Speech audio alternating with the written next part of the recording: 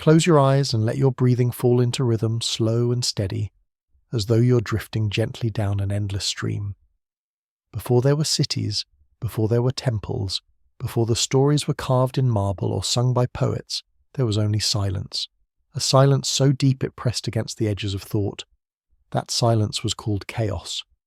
Out of chaos came the first stirrings of being.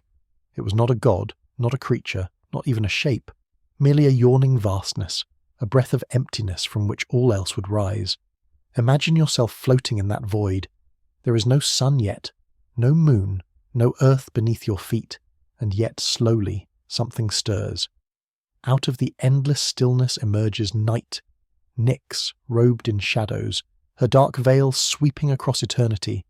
From her comes ether, the bright air, and Hemera, the first dawn, bringing with them the rhythm of time, darkness and light, passing one to the other, beginning the eternal cycle of day and night. Then Gaia awakens. She is the earth herself, not a figure standing upon soil, but the soil, the mountains, the valleys, the firm foundation of existence. Imagine the first breath of Gaia as she unfurls, rich and green, though still barren of trees or creatures. She is the eternal mother, her body the cradle of all living things to come. With her comes Uranus, the sky, vast and unending, blanketing her with his starlit dome. The embrace of Gaia and Uranus is the union of earth and sky, and from their bond come children unlike any the world will ever see again. First, the Titans, towering and strong, beings of immense power who would one day rule the cosmos. Oceanus, whose body is endless water, Hyperion, lord of the heavenly light, Coeus and Creus, Phoebe and Themis, Mnemosyne, goddess of memory, and Kronos, the youngest, fierce and cunning. Alongside the Titans are born the Cyclops, one-eyed giants, their gaze blazing like the sun itself, and the Hecatonchires, monstrous beings with 100 hands and 50 heads, embodiments of overwhelming power. But Uranus, the sky, feared his own children. Seeing their might, he grew jealous and wary. One by one he forced them back into the depths of Gaia, their mother, pressing them into the darkness of her belly. Imagine her pain, the weight of her children trapped within her, the cries of Titans echoing in her body, the injustice of a sky that would not let them breathe. So Gaia devised a plan. In her sorrow she shaped a sickle of hard stone sharp as the first blade, and she gave it to her son, Kronos. Together they plotted to overthrow Uranus. Picture now the edge of eternity where sky leans upon earth. Kronos lies in wait, his hand clutching the stone blade, his breath steady. Uranus descends to Gaia, and in that moment Kronos rises. The blade flashes sharp against the void, and Uranus is struck down, his blood spilling across the world. Drops of that divine blood fall upon the soil, and from them rise the Furies, spirits of vengeance and the giants, fierce and untamed. From the sea foam where Uranus's body fell, another being takes form, Aphrodite, radiant goddess of love, beauty born of violence, her face shining with calm as though she had never known blood. The reign of Uranus ends, and the age of the Titans begins. Kronos, the son who dared to challenge his father, now wears the mantle of ruler. He frees his brothers and sisters from Gaia's womb, and together the Titans claim dominion over the cosmos. For a time, peace seems to reign. The rivers flow from Oceanus, the mountains rise tall, the stars begin to glimmer in the night sky. Time itself takes shape, flowing forward now that order has begun to replace the chaos. Yet Kronos is haunted by prophecy. Uranus, though defeated, had spoken a curse, that Kronos too would be overthrown by his own child, just as he had struck down his father. This fear seeps into every action, every thought of Kronos, and in that fear lies the seed of yet another struggle. Imagine Kronos upon his throne, surrounded by his Titan siblings, his gaze stern and heavy. At his side stands Rhea, his queen, goddess of fertility, soft and enduring like the earth herself. Around them the cosmos blooms, rivers, oceans, hills, forests, the first creatures stirring upon the land. And yet beneath this order, Kronos listens to the whisper of fate. He knows that his children may be his undoing, and so, when Rhea gives birth to their first child, Hestia, the goddess of the hearth, Kronos swallows her whole. Rhea cries out in anguish, but Kronos does not stop. One after another, as his children are born, Demeter, Hera, Hades, Poseidon, he devours them all, swallowing their light into his belly, locking away the future so it cannot rise against him.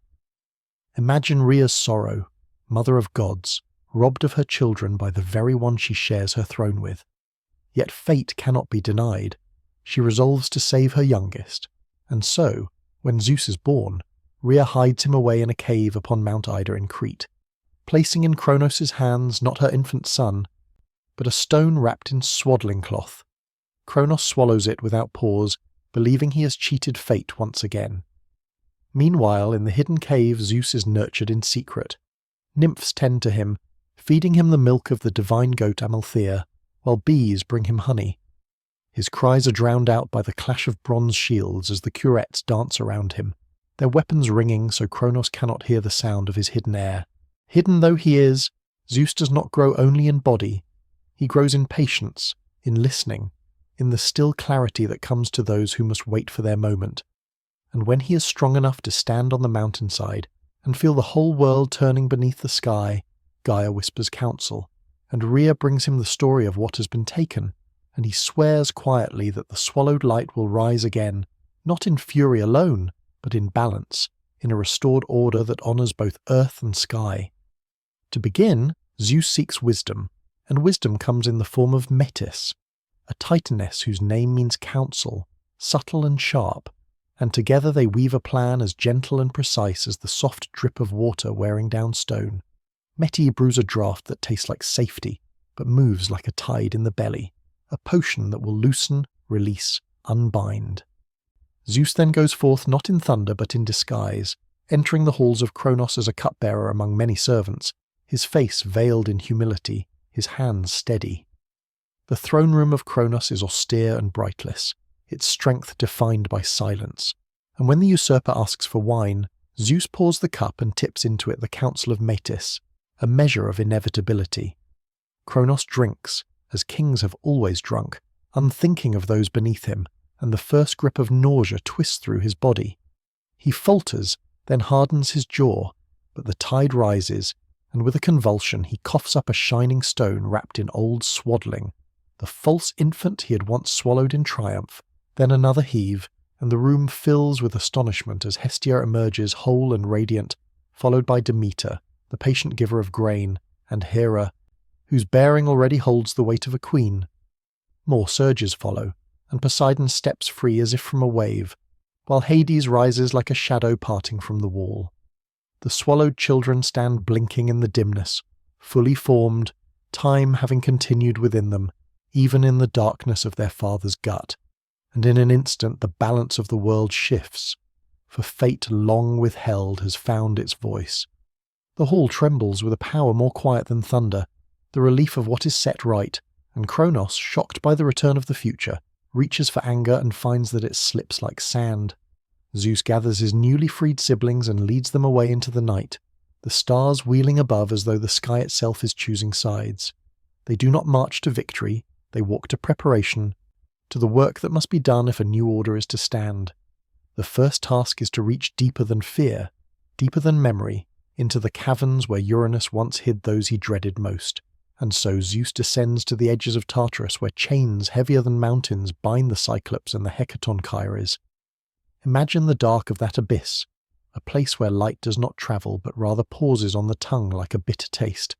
And there Zeus speaks with a calm that carries farther than shouting, promising not flattery, not ease, but justice and space to breathe. The bonds split, the giants draw their first free breaths, and gratitude turns to allegiance.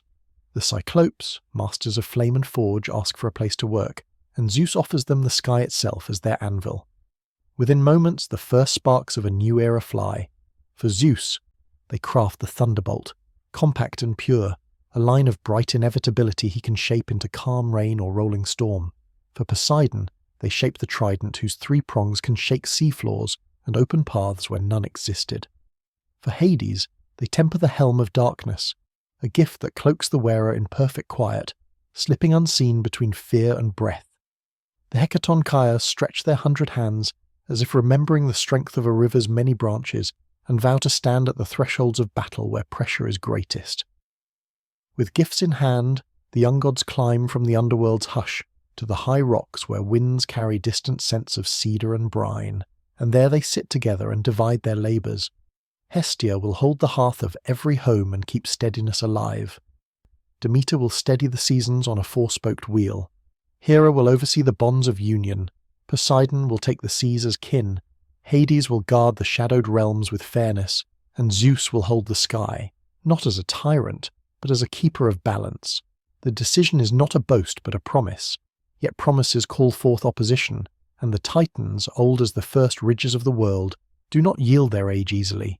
Some, like Oceanus and Themis, feel the turning of time and step back from wrath, but others answer Kronos' call. From mountain fortresses they gather, led by Atlas, broad-shouldered and relentless, and from low country valleys the tread of their armies shakes the dust from juniper boughs. There is no quick collision. There is a winter of preparation, a long season of mapping ridgelines and learning winds, of listening to the deep places for counsel. The young gods practice together, testing the shape of their powers without scarring the earth they mean to tend. Zeus throws bolts high into empty air to learn when to release and when to recall. Poseidon draws tides into a bowl of stone to study the way water chooses every path. Hades stands still for hours and then steps sideways, vanishing and returning with new patience in his eyes. When the first day of war arrives, it does not begin with a scream. It begins with a breath drawn by both sides at dawn, each feeling the magnitude of what is about to be asked of the world. Imagine the battlefield of the Titanomachy as a country of aching grandeur, a plain framed by cliffs, a sky deep as a well, clouds massing like thought. The Hekatonchires take the front, not to crush but to hold, their many arms catching boulders and returning them cleanly to the ground. The Cyclops tend hidden furnaces that feed the bolts and tridents, their one eyes glowing like small suns. The Titans advance step by heavy step, the earth under them remembering old agreements. Atlas lifts a ridge and makes of it a shield. Hyperion strides forward, and the morning brightens with dangerous intensity. For 10 years, says the whisper of myth, the war endures, but in your mind let time blur and soften, days folding into each other the way waves tuck themselves into a shoreline. What matters is the rhythm, the young gods learning restraint and focus, the older powers discovering that endurance without renewal becomes an anchor. Storms roll and clear, mountains bruise and heal, rivers reroute and find new beds that better fit their song. There are moments of near loss, when Kronos' sickle carves the air too close to the soft places of the world, and moments of near triumph, when the helm of darkness lets Hades step behind a line of Titans and unmake their certainty with a single whisper. Again and again the struggle returns to balance, and then, at last, as if the world has taken enough breath to sustain a final effort, the scale tilts. Zeus calls to the Hekatonchires, and they rise together, lifting and hurling stones in a cadence that matches the thunder.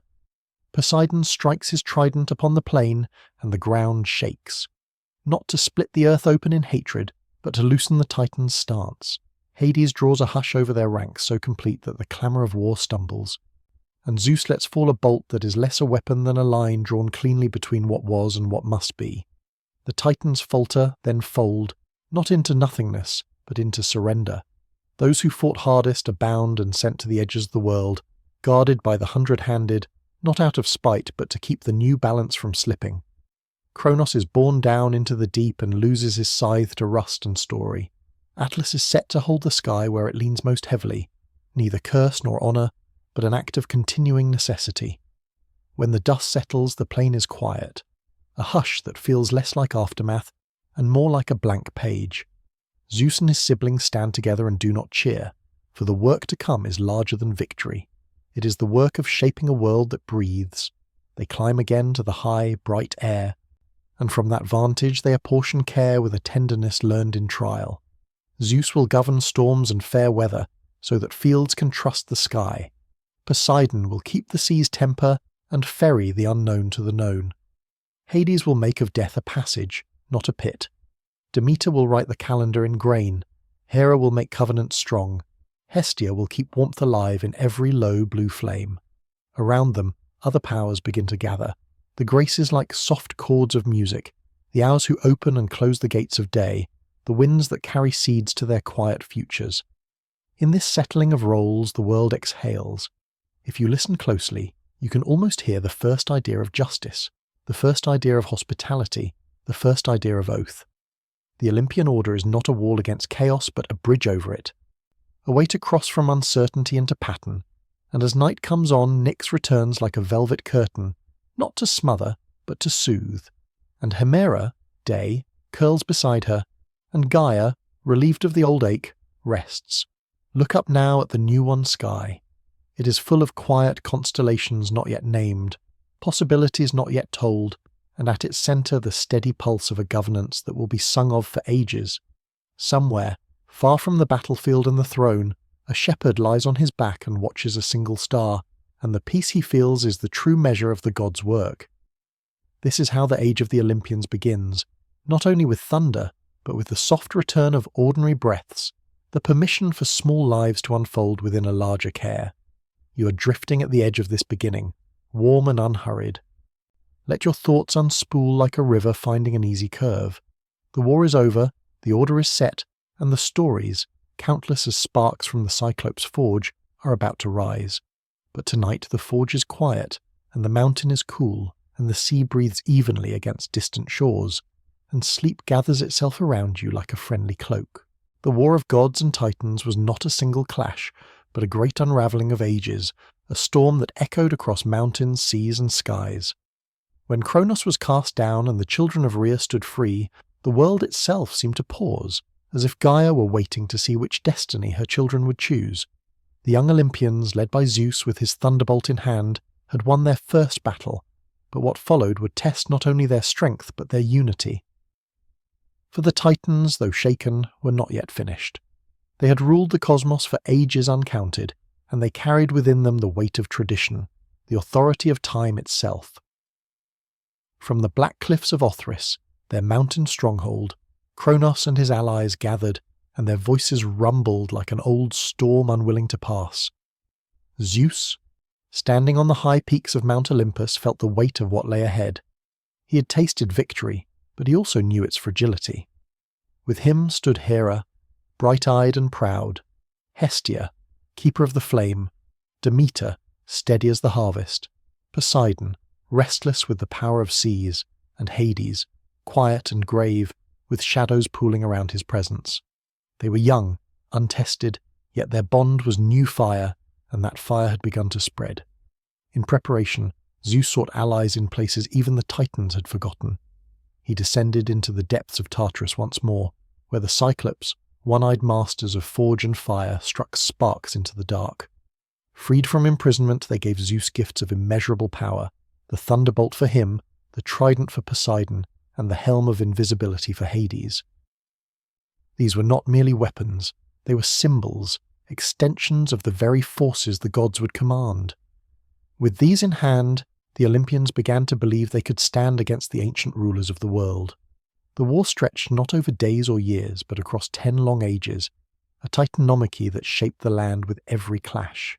Imagine valleys torn open by the sweep of a trident, mountains scorched by the fall of a thunderbolt, seas boiling beneath the fists of Hyperion and Iapetus. The Hecatonchires, the 100-handed giants, hurled boulders like children toss pebbles, their voices booming like earthquakes as they guarded the gates of Tartarus. The Titans, proud and relentless, fought to preserve their dominion. Atlas bore the weight of battle as he would later bear the sky itself, unyielding in strength and will. Kronos, scythe in hand, struck with the desperation of a ruler who feels eternity slipping away. But Zeus was more than strength. He was strategy. He learned to listen to the rhythms of the world, to strike not in frenzy but in harmony with the turning of storms, the pull of tides, the silence between thunderclaps. He was not alone. Poseidon commanded the seas so that no Titan could advance by water. Hades slipped unseen into enemy lines, unravelling their ranks with shadows and whispers. The sisters too played their part. Hestia kept the camps of the gods warm and steady. Demeter nourished the land so that food sustained them, and Hera bound their alliance with her unyielding will. At times, the war seemed endless. The stars themselves watched in silence as night after night the heavens were lit with fire. Gaia groaned beneath the weight of battle, mountains splitting, forests burning, rivers changing course forever. And yet the war was not ruin alone, it was creation. Each scar on the earth became a new river valley, a new mountain chain, a new island rising from the sea. From struggle came shape, from conflict came order, as though the war itself was chiseling the chaos of the world into the outlines of what we now know. One by one, the Titans began to falter. Some, like Theseus and Mnemosyne, withdrew, unwilling to fight against the future. Others, stubborn and proud, fought to the last, but found themselves bound and hurled into the depths of Tartarus, where the Hecatonchires stood as eternal wardens. When at last the dust settled and Kronos himself was cast down, Zeus stood victorious, his thunderbolt crackling with the light of a new age. The old order was gone, and in its place a new one rose, born not of age alone, but of vision and resilience. The Titans were imprisoned, but not all was punishment. Atlas, whose strength had been unmatched, was given the burden of holding up the heavens, his back forever bent beneath the stars. It was not only a sentence, but a symbol, that the cosmos itself required balance, and strength must sometimes serve not in domination but in endurance. The war had remade the world. The seas settled into their beds, the sky stretched clear, the mountains stood tall, and rivers found their paths.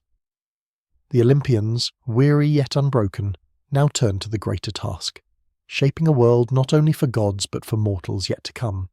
They gathered upon Olympus, their new home, and from its heights looked down upon the earth that lay beneath them, scarred, fertile, endless in its possibility.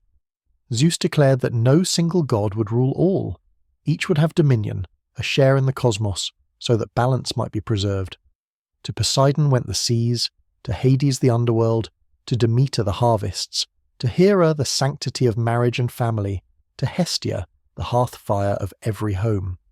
Zeus himself took the sky, the storms and the mantle of kingship, not as a tyrant, but as a keeper of mat-like balance, a harmony that would echo later in the Egyptian Nile and in many worlds beyond.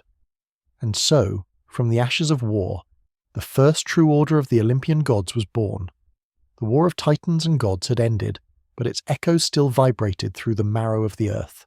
The world, scarred by fire and stone, now stood waiting for order. The Olympians looked upon their dominion not only as conquerors, but as builders. They knew that a cosmos forged through struggle must be guarded carefully, lest chaos return. And so, in council upon Olympus, they divided the realms. Poseidon claimed the seas, their depths endless, their moods shifting with storms and calms alike. With his trident he stirred the waves, and from that moment the oceans became his voice. Hades took the underworld, a kingdom of shadows, where the souls of mortals would journey when their breath was spent. He did not claim it in sorrow, but with gravity, understanding that death was not an end, but a balance to life. Zeus kept the heavens, the storms, and the mantle of leadership, not as a tyrant, but as a steward of harmony. His thunderbolts crackled across the sky not only in wrath, but in reminder that law and order stretched even above the clouds. The cosmos was now layered. Above, the heavens shone clear, stars pricked like watchful eyes. Upon the earth, rivers ran anew, mountains rose where titans had fallen, and valleys opened like wounds that had healed into strength. Beneath, the underworld deepened into a place unseen, its gates guarded by the unseen powers Hades would gather in time. Balance was achieved, but it was a delicate balance, one that required vigilance. The gods themselves began to shape their dwelling upon Olympus. Imagine marble rising from the living rock, gleaming white against the blue sky, halls vast enough to echo with song and counsel. Fires burned upon altars, smoke curling into the air as offerings from mortals began. Humble at first, bread, wine, the first fruits of harvest. These offerings were more than gifts. They were the first chords of connection between humans and gods, a recognition that the new order was not only divine but woven into mortal lives. Yet the scars of war lingered. Deep in Tartarus, the Titans raged against their chains.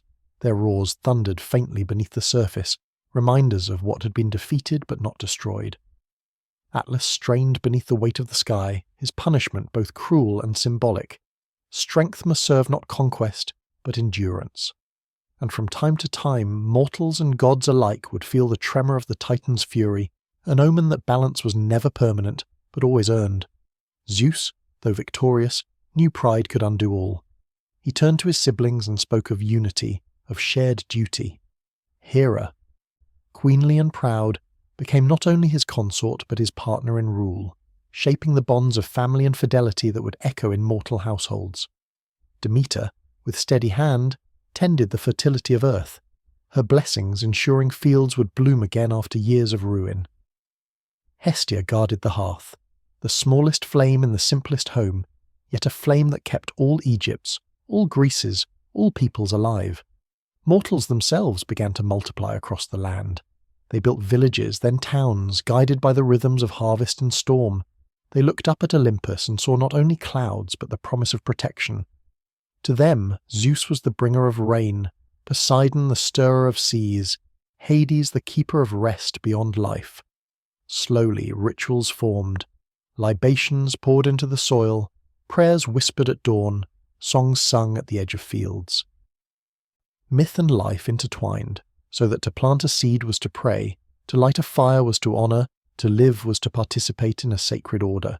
And so the Titanomachy, though a war, became also a creation. From its violence came valleys and mountains, seas and skies. From its victory came a structure of law, of family, of divine order. It was a reminder that even in destruction there lies the seed of renewal, and that balance is not a gift but a labour, eternal and necessary.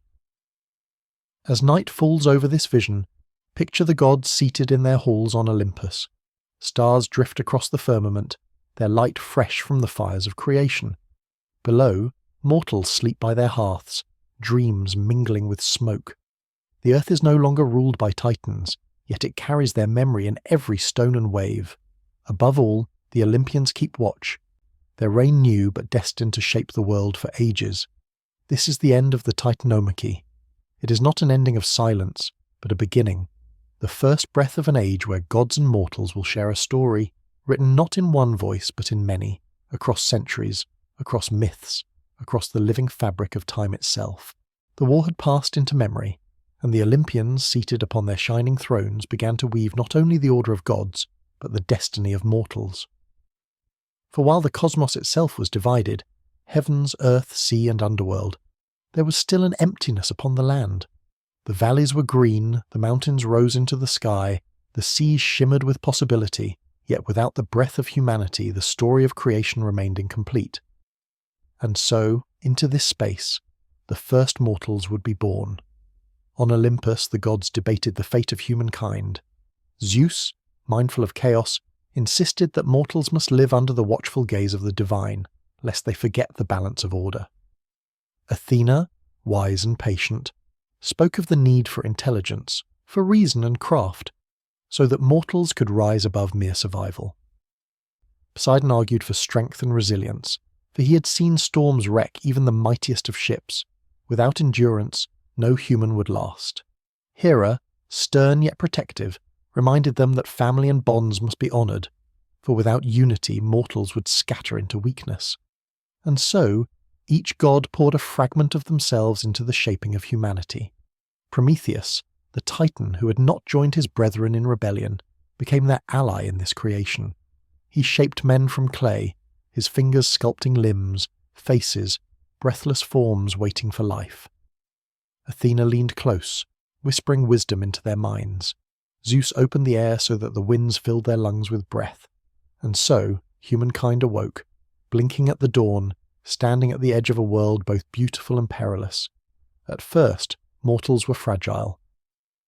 They huddled near rivers, kindled only small sparks of flame from branches struck by lightning, feared the howl of wolves in the forests, and shivered beneath the gaze of the night sky.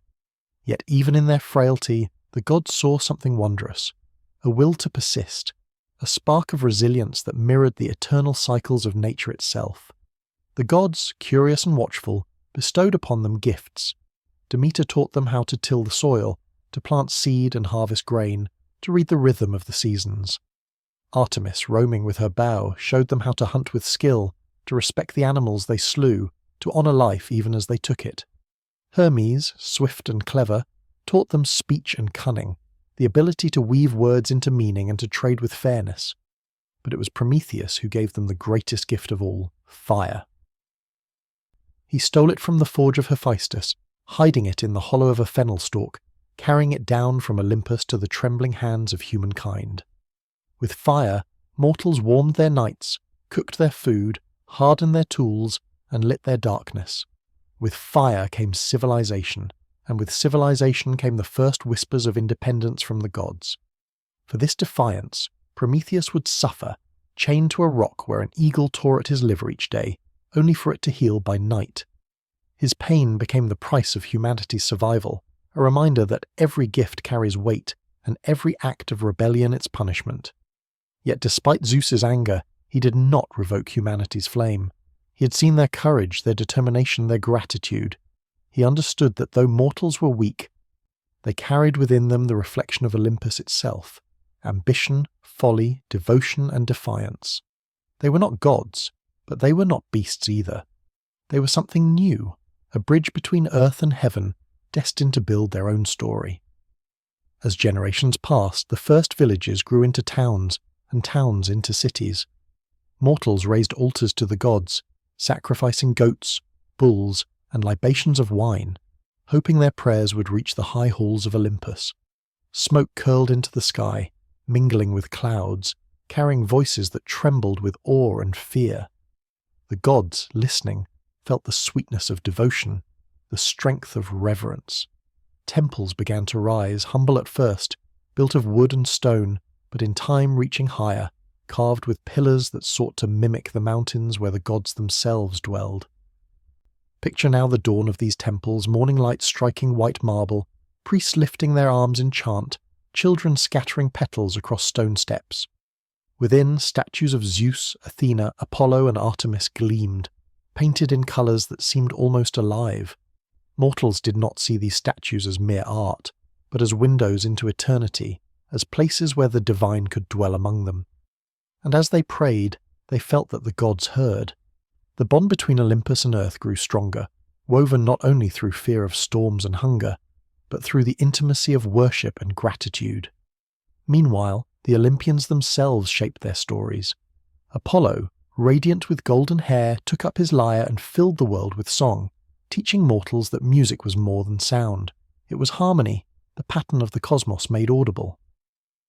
He became patron of prophecy as well, speaking through oracles whose trances revealed the shadows of destiny. His twin, Artemis, wandered the forests, protector of wild things, guardian of maidens, embodying the independence of the untamed. Hermes, trickster and guide, darted between worlds, carrying messages, inventing games, sowing mischief, yet always keeping the balance of movement alive. Ares, god of war, strode into the chaos of battle, exulting in blood and valour, feared yet honoured as a necessary force. Aphrodite, rising from the foam of the sea, breathed beauty and desire into human hearts, reminding them that love and longing were as powerful as thunder and war. Thus the pantheon began not only to exist, but to live within the imaginations of mortals. Each god was not distant, but intimate. To see the sun rise was to see Apollo's radiance. To hear the sea crash was to hear Poseidon's temper. To sow a field was to honour Demeter. To give birth was to thank Hera. To strike an enemy was to call upon Ares. Life itself was myth, and myth was life. The first heroes also began to appear, mortals who bridged the line between divine and human, some born of gods and mortals mingling, others merely gifted with extraordinary strength or cunning. They became the models of courage and the warnings of hubris, figures who would one day fill songs and epics. But in this early age they were only whispers, foreshadowings of what humanity could become when touched by Olympus. As night falls over this vision, imagine the quiet of a mortal village. Fires flicker in clay hearths. Families gather, telling stories of gods and titans, of thunderbolts and floods. Children drift to sleep believing the stars themselves are the eyes of Olympus, watching, guiding, warning. Above them, the gods sit in their marble halls, content to see humanity growing, struggling, praying, loving. The bond is sealed, and the great cycle of myth is set in motion. This is the rise of Olympus, not only as a place of thrones, but as a living presence in mortal life. It is the beginning of the shared story of gods and men, a story that will unfold in triumphs, in tragedies, in loves, and in wars, echoing across centuries until even now, when their names are still spoken in reverence and awe. As humanity spread across valleys and shores, the gods watched closely. Mortals planted their first olive groves, pressed oil from the fruit, baked bread upon the fire that Prometheus had gifted. They carved stones into axes, wood into boats, bone into needles for stitching hides. Every invention seemed small, but to the Olympians it was a sign of destiny unfolding. For these creatures of clay, though fragile, were capable of greatness when guided by divine hand. Zeus, ever wary of rebellion, tested their devotion. He sent storms to see if mortals would cry out in prayer, and when they did, he heard their trembling voices rise into the heavens. Poseidon shook the seas with earthquakes, and yet the mortals returned to build their huts again and again, refusing to yield. Hera whispered dreams into the minds of women, dreams of children and families, and each child born became proof that humanity was determined to endure. It was in these early centuries that the gods established festivals, so that mortals would never forget their dependence upon Olympus. At the rising of spring they honoured Demeter with garlands of wheat, thanking her for the rebirth of fields. At midsummer they sang to Apollo with music and dance, letting their voices soar into the heat of the sun. At the turning of the autumn they poured wine to Dionysus, whose laughter reminded them that joy was as necessary as toil. And at winter's edge, when nights were long, they prayed to Hestia by the hearth, for warmth, for safety, for the steady flame that carried them through the cold. From these rituals, religion was born. The gods were not abstract ideas, but living presences, woven into every day of mortal life. To rise at dawn was to see Eos spreading her rosy fingers across the sky.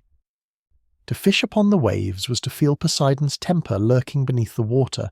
To give birth was to know Hera's stern protection. Life became a tapestry, every thread dyed with divine colour. But not all mortals accepted their place with reverence. Some grew arrogant, believing themselves nearly equal to the gods. They boasted of strength, of cunning, of beauty. In these moments, the Olympians intervened with warnings, weaving tales of hubris that would echo through generations. A hunter who claimed his skill surpassed Artemis was struck down by his own prey. A craftsman who dared to sculpt a statue more radiant than Aphrodite found his works crumbled to dust. The lesson was clear. Mortals might strive, might even touch greatness, but they must never forget the gulf between themselves and the divine. Still, the gods were not without mercy. Athena guided the clever with visions in dreams. Hermes whispered to merchants, teaching them how to bargain without deceit. Aphrodite touched the hearts of lovers, granting them passion that bound communities together. Even Ares, fierce and violent, tempered his chaos with the courage he inspired in warriors defending their homes. Each god gave a gift, and in those gifts humanity grew richer, wiser, more enduring. And yet, among all divine mortal interactions, the bond between Prometheus and humankind remained the most profound. His punishment stretched across ages, chained to the rock where the eagle returned each day. Mortals, in gratitude, told his story again and again, vowing never to forget the one who had given them flame. In their eyes, Prometheus became a figure of compassion and sacrifice, a titan who defied the king of gods so that they might live. His suffering was their reminder that freedom always carries a cost, and that even the divine are not beyond compassion for the weak. In time, humanity learned to build not only villages but citadels. Stone walls rose upon hills, columns lined the entrances of temples, marketplaces bustled with trade, grain, fish, wine, pottery exchanged by hands calloused from labour yet lit by pride. Scribes carved stories into stone, songs were sung to the strum of lyres, and histories began to shape memory into permanence. The gods looked down and saw not only survival, but flourishing. Night after night the stars wheeled overhead, constellations shimmering as divine symbols. Mortals gazed upward, naming the patterns: Orion the hunter, pursued by scorpions; Cassiopeia, the queen, chained in her vanity; Perseus holding high the head of Medusa. These myths became maps, guiding sailors across the seas, farmers through the seasons, lovers through the years. In the heavens, mortals saw stories, and in stories they saw themselves, And so the cycle was set. The gods upon Olympus, radiant and eternal, mortals upon the earth, frail yet enduring. Between them flowed offerings, prayers, songs, and myths, binding their fates together.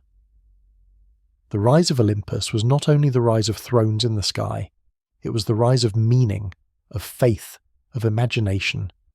It was the birth of an eternal dialogue between mortal fragility and divine power, a dialogue that would echo in temples, in epics, and in whispers beneath the stars for millennia to come. Now, let your mind rest in this vision, a riverbank lit by firelight, a village singing hymns beneath the night sky, the gods listening from high halls of marble, their thrones gleaming in moonlight. The mortals drift into sleep, dreaming of thunder and flame, of love and war, of eternity itself. And you too drift, carried on that current of myth, knowing that this is only the beginning of the tale.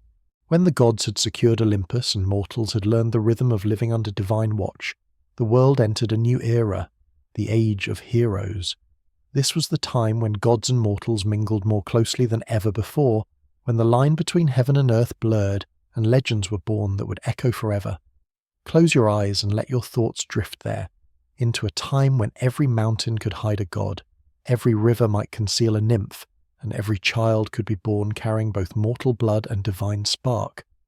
The first heroes were not mere men. They were born of unions between gods and mortals, each one carrying within them a fragment of the divine. Some were gifted with strength, others with cunning, some with beauty so radiant it unsettled even the goddesses. To the Greeks, these heroes were not myths alone, but ancestors, shining figures who walked between the worlds and proved what humanity could achieve when touched by the immortal. Among them was Perseus, son of Zeus and Danae, who grew up knowing neither wealth nor power, but carried destiny upon his shoulders. The story of Perseus began in shadows, for his mother had been locked away in a bronze chamber by her father, who feared a prophecy that her child would bring his downfall. Yet Zeus descended as golden light, and Perseus was born, a child of both heaven and earth. His journey would one day lead him to the lair of Medusa, the serpent-haired monster whose gaze turned men to stone. Armed with Athena's shield and Hermes' winged sandals, he would strike the blow that echoed through ages, carrying her head as both trophy and weapon. Perseus was not only a slayer of monsters. He was proof that fate, though feared, could not be denied. And then there was Heracles, known to the Romans as Hercules, but to the Greeks he was their strongest son. His birth too was marked by Zeus's desire, for the king of gods sought to father a child who might protect humanity. Born of the mortal woman Alcmene, Heracles came into the world already set apart. Hera, jealous and unrelenting, sought to destroy him from infancy, sending serpents into his cradle. Yet the child reached out with small hands and strangled them with ease. His life would never be ordinary. Heracles would endure trials so harsh they seemed impossible, 12 labours that tested body, mind, and soul. From slaying the Nemean lion to capturing the Ceryneian hind, from cleaning the Augean stables in a single day to seizing the apples of the Hesperides, each task was a battle not only against beasts, but against chaos itself. His story was one of suffering and redemption, of divine strength tempered by mortal sorrow. Heroes were not only men of battle, but also seekers of knowledge and founders of cities. Cadmus, searching for his lost sister Europa, wandered far and wide. Guided by prophecy, he planted the teeth of a dragon into the soil, and from them sprang armed warriors. These men, fierce and unyielding, fought one another until only a handful remained. With them, Cadmus founded Thebes, a city that would play its own tragic part in the endless tapestry of Greek myth. Jason too stepped into legend, leading the Argonauts on their perilous voyage to capture the Golden Fleece.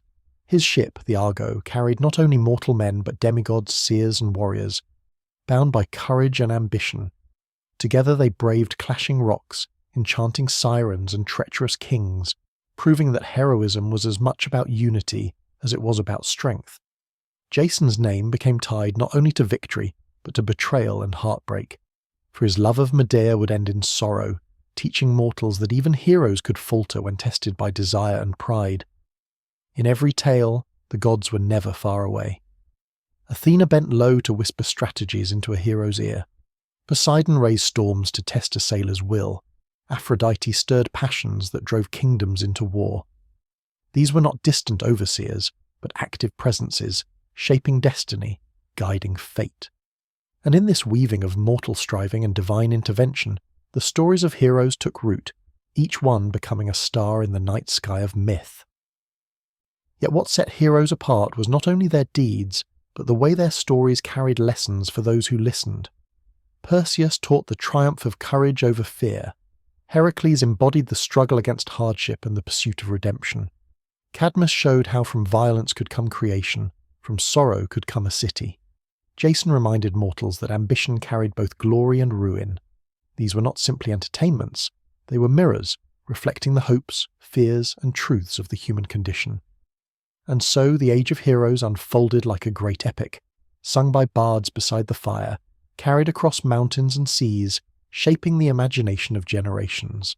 Every child knew their names, every temple carried their echoes, every night beneath the constellations mortals remembered that to be human was to be fragile, yes, but also to reach for greatness, to touch the immortal, even if only for a fleeting moment. Now let yourself rest in this vision.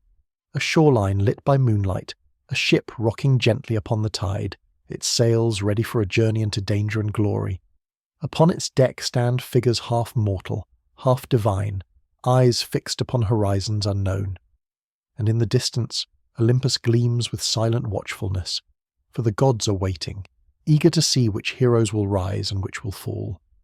The Age of Heroes stretched across centuries of song, growing richer with every tale told. Beyond Perseus, Heracles, Cadmus, and Jason, there were others whose names became woven into the great fabric of myth, each carrying lessons etched in both triumph and tragedy. Think of Bellerophon, the hero who dared to tame Pegasus, the winged horse born from the blood of Medusa. With a golden bridle given to him by Athena, Bellerophon leapt upon Pegasus's back, rising into the air as though the heavens themselves had opened to him. Together they fought the Chimera, a monstrous creature with the head of a lion, the body of a goat and the tail of a serpent, whose breath poured fire upon the land. Bellerophon triumphed, yet his story reminds us that victory can tempt pride. For when he sought to ride Pegasus all the way to Olympus itself, Zeus struck him down, casting him back to earth, crippled and forgotten. In his fall we see the truth that hubris, excessive pride, was as great a danger to mortals as any monster. Orpheus too walked among the heroes, though his strength was not in arms but in song. With his lyre he could charm beasts and trees, even stones themselves swayed to his music. When his beloved Eurydice died, he journeyed into the underworld, playing so beautifully that Hades and Persephone wept, granting him a chance to bring her back. Yet Orpheus faltered, looking behind him before he reached the upper world, and Eurydice was lost forever. His story is one of love's persistence and of the fragility of trust, a reminder that even the greatest gifts may falter against human weakness. Then there was Atalanta, swift-footed huntress, abandoned at birth yet raised by a she-bear and later by hunters. She grew to be unmatched in speed and skill, joining heroes in the Caledonian boar hunt, her arrow striking truer than any man's. She swore never to marry unless a suitor could defeat her in a foot race, and many perished in their attempts. Only through the cunning use of golden apples, gifts from Aphrodite, was she distracted long enough to be overtaken. Her tale is not one of submission, but of defiance, proof that heroism was not the domain of men alone. As centuries passed, the heroes multiplied. Oedipus, fated to slay his father and marry his mother, showed how destiny could twist even the noblest intentions. Theseus, slayer of the Minotaur, revealed the power of courage, though his later life warned of the pain of betrayal and neglect. Achilles, born of the sea nymph Thetis, was destined for glory and death, his name forever bound to the Trojan War. Odysseus, wily and clever, proved that sometimes wit can outlast strength, though his long journey home would cost him dearly. Each hero's tale layered upon the last, like stones laid into the walls of a vast temple of memory. What bound them all together was the idea that heroes lived not just for themselves, but for the people who remembered them. Their struggles became stories, their victories songs, their failures warnings. When mortals gathered by firelight or in the courtyards of temples, the stories were retold, reshaped, reimagined. In this way, heroes never truly died, They lived on in the minds of the people, eternal as the constellations above, and those constellations bore witness. For the Greeks believed that when a hero's story ended, often the gods placed them among the stars. Perseus, sword in hand, stands forever in the night sky. Heracles strides across the heavens, club raised in eternal battle. Orion, the great hunter, chases the Pleiades through the darkness, his figure traced in bright points of light. To lie beneath those skies was to feel the presence of the heroes, not as distant myths, but as companions, their light reaching across time to touch every mortal eye. Yet the age of heroes also carried shadows. The same spark that made mortals great could also consume them. Many heroes fell not to monsters or gods, but to their own choices, to pride, to rage, to desire. In their struggles, the Greeks saw not only glory but warning, that greatness carried weight, and that every gift from the gods could become a burden. The heroes taught that courage was vital, but humility was wisdom. As the age waned, its stories did not fade. Instead, they grew into the foundation of epic cycles, poems sung across generations, etched into pottery, carved into temple walls. From the lips of poets like Homer, the heroes' names became immortal. Children were named for them, cities claimed them as founders, and festivals honoured their memory. In this way, the Age of Heroes became not just myth, but identity, shaping what it meant to be Greek, what it meant to strive, what it meant to live. And so, as you drift now in thought, picture yourself walking along a quiet shoreline at dawn. The sea is calm, the waves gentle. Upon the sand you see footprints, some vast and heavy, some light and swift. They lead away into the horizon, fading into mist. These are the footprints of the heroes, left for you to follow in story and in dream. They do not demand worship, only remembrance. For in remembering them we remember the deepest truth, that humanity, though fragile, has always reached beyond itself, always sought to touch the eternal, and in doing so, has left echoes that will never fade. Rest now in that truth. The Age of Heroes has ended, but their presence lingers, in starlight, in story, in every dream of greatness that stirs the human heart. The stories of the heroes had always been scattered like stars across the Greek night. Each burned with its own brilliance, each told of courage, folly, triumph, or sorrow. But there was one tale where they all began to gather, where threads from every corner of myth were pulled together into a single tapestry. This was the story of Troy, the city of high walls and unyielding pride, and the war that would echo through eternity. It begins not with warriors, but with gods, for in Greek myth, destiny was never the work of mortals alone. Far to the west, upon the slopes of Mount Pelion, a wedding was celebrated. Peleus, a mortal hero, and Thetis, a sea nymph of immortal beauty, were joined together in a union ordained by Zeus himself. All the gods were invited, their laughter rising like firelight into the heavens. All, except one, Eris, the goddess of strife. Spurned and angry, she arrived unbidden, carrying with her a golden apple. Upon it were inscribed the words, "To the fairest." She cast it among the assembled goddesses, and from that moment the seeds of ruin were sown. 3 goddesses claimed the apple: Hera, queen of Olympus, Athena, goddess of wisdom and war, and Aphrodite, goddess of love. Unable to resolve the quarrel, they turned to Zeus, but the father of gods would not choose. Instead, he commanded that the judgment be given to a mortal, Paris, a prince of Troy, known for his beauty and gentleness. The 3 goddesses descended upon him, each offering gifts. Hera promised him power, dominion over kingdoms and men. Athena promised him wisdom, victory in battle, and eternal renown. Aphrodite offered something different, the love of the most beautiful woman in the world. Paris, swayed by desire, placed the golden apple in Aphrodite's hand. The choice seemed small, even foolish, but it was this choice that bent the fates of nations. For the woman Aphrodite promised was Helen, queen of Sparta, wife of King Menelaus. When Paris journeyed to Sparta, he was welcomed as a guest, but desire flamed, and under Aphrodite's favour, Helen departed with him, sailing eastward to Troy. To the Greeks, it was an act of betrayal. To the gods, it was destiny unfolding. To poets, it was the spark that lit the greatest war of the ancient world. Word spread swiftly across Greece. Menelaus, enraged, called upon his brother Agamemnon, king of Mycenae, who in turn summoned the oath-bound kings and heroes of every land. For once, long ago, all the suitors of Helen had sworn a vow to defend her marriage, no matter the cost. Now that vow was tested. From every corner of Greece ships were gathered, 1,000 sails rising like wings upon the sea, and with those ships came heroes, Odysseus of Ithaca, reluctant yet bound by oath, Ajax the Greater, towering and fierce, and Ajax the Lesser, swift and sharp, Diomedes, bold and cunning, eager for glory, Nestor, aged but wise, whose counsel carried weight even among younger men, and above all, Achilles, son of Peleus and Thetis, unmatched in skill, destined to live either a long life of obscurity or a short life of glory. He chose the latter, and thus sailed toward Troy with his companion Patroclus. But even as the armies gathered, the gods took sides.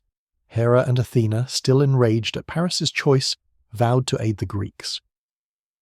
Aphrodite stood with Paris and Troy. Zeus claimed neutrality, but his hand would steer events as fate demanded.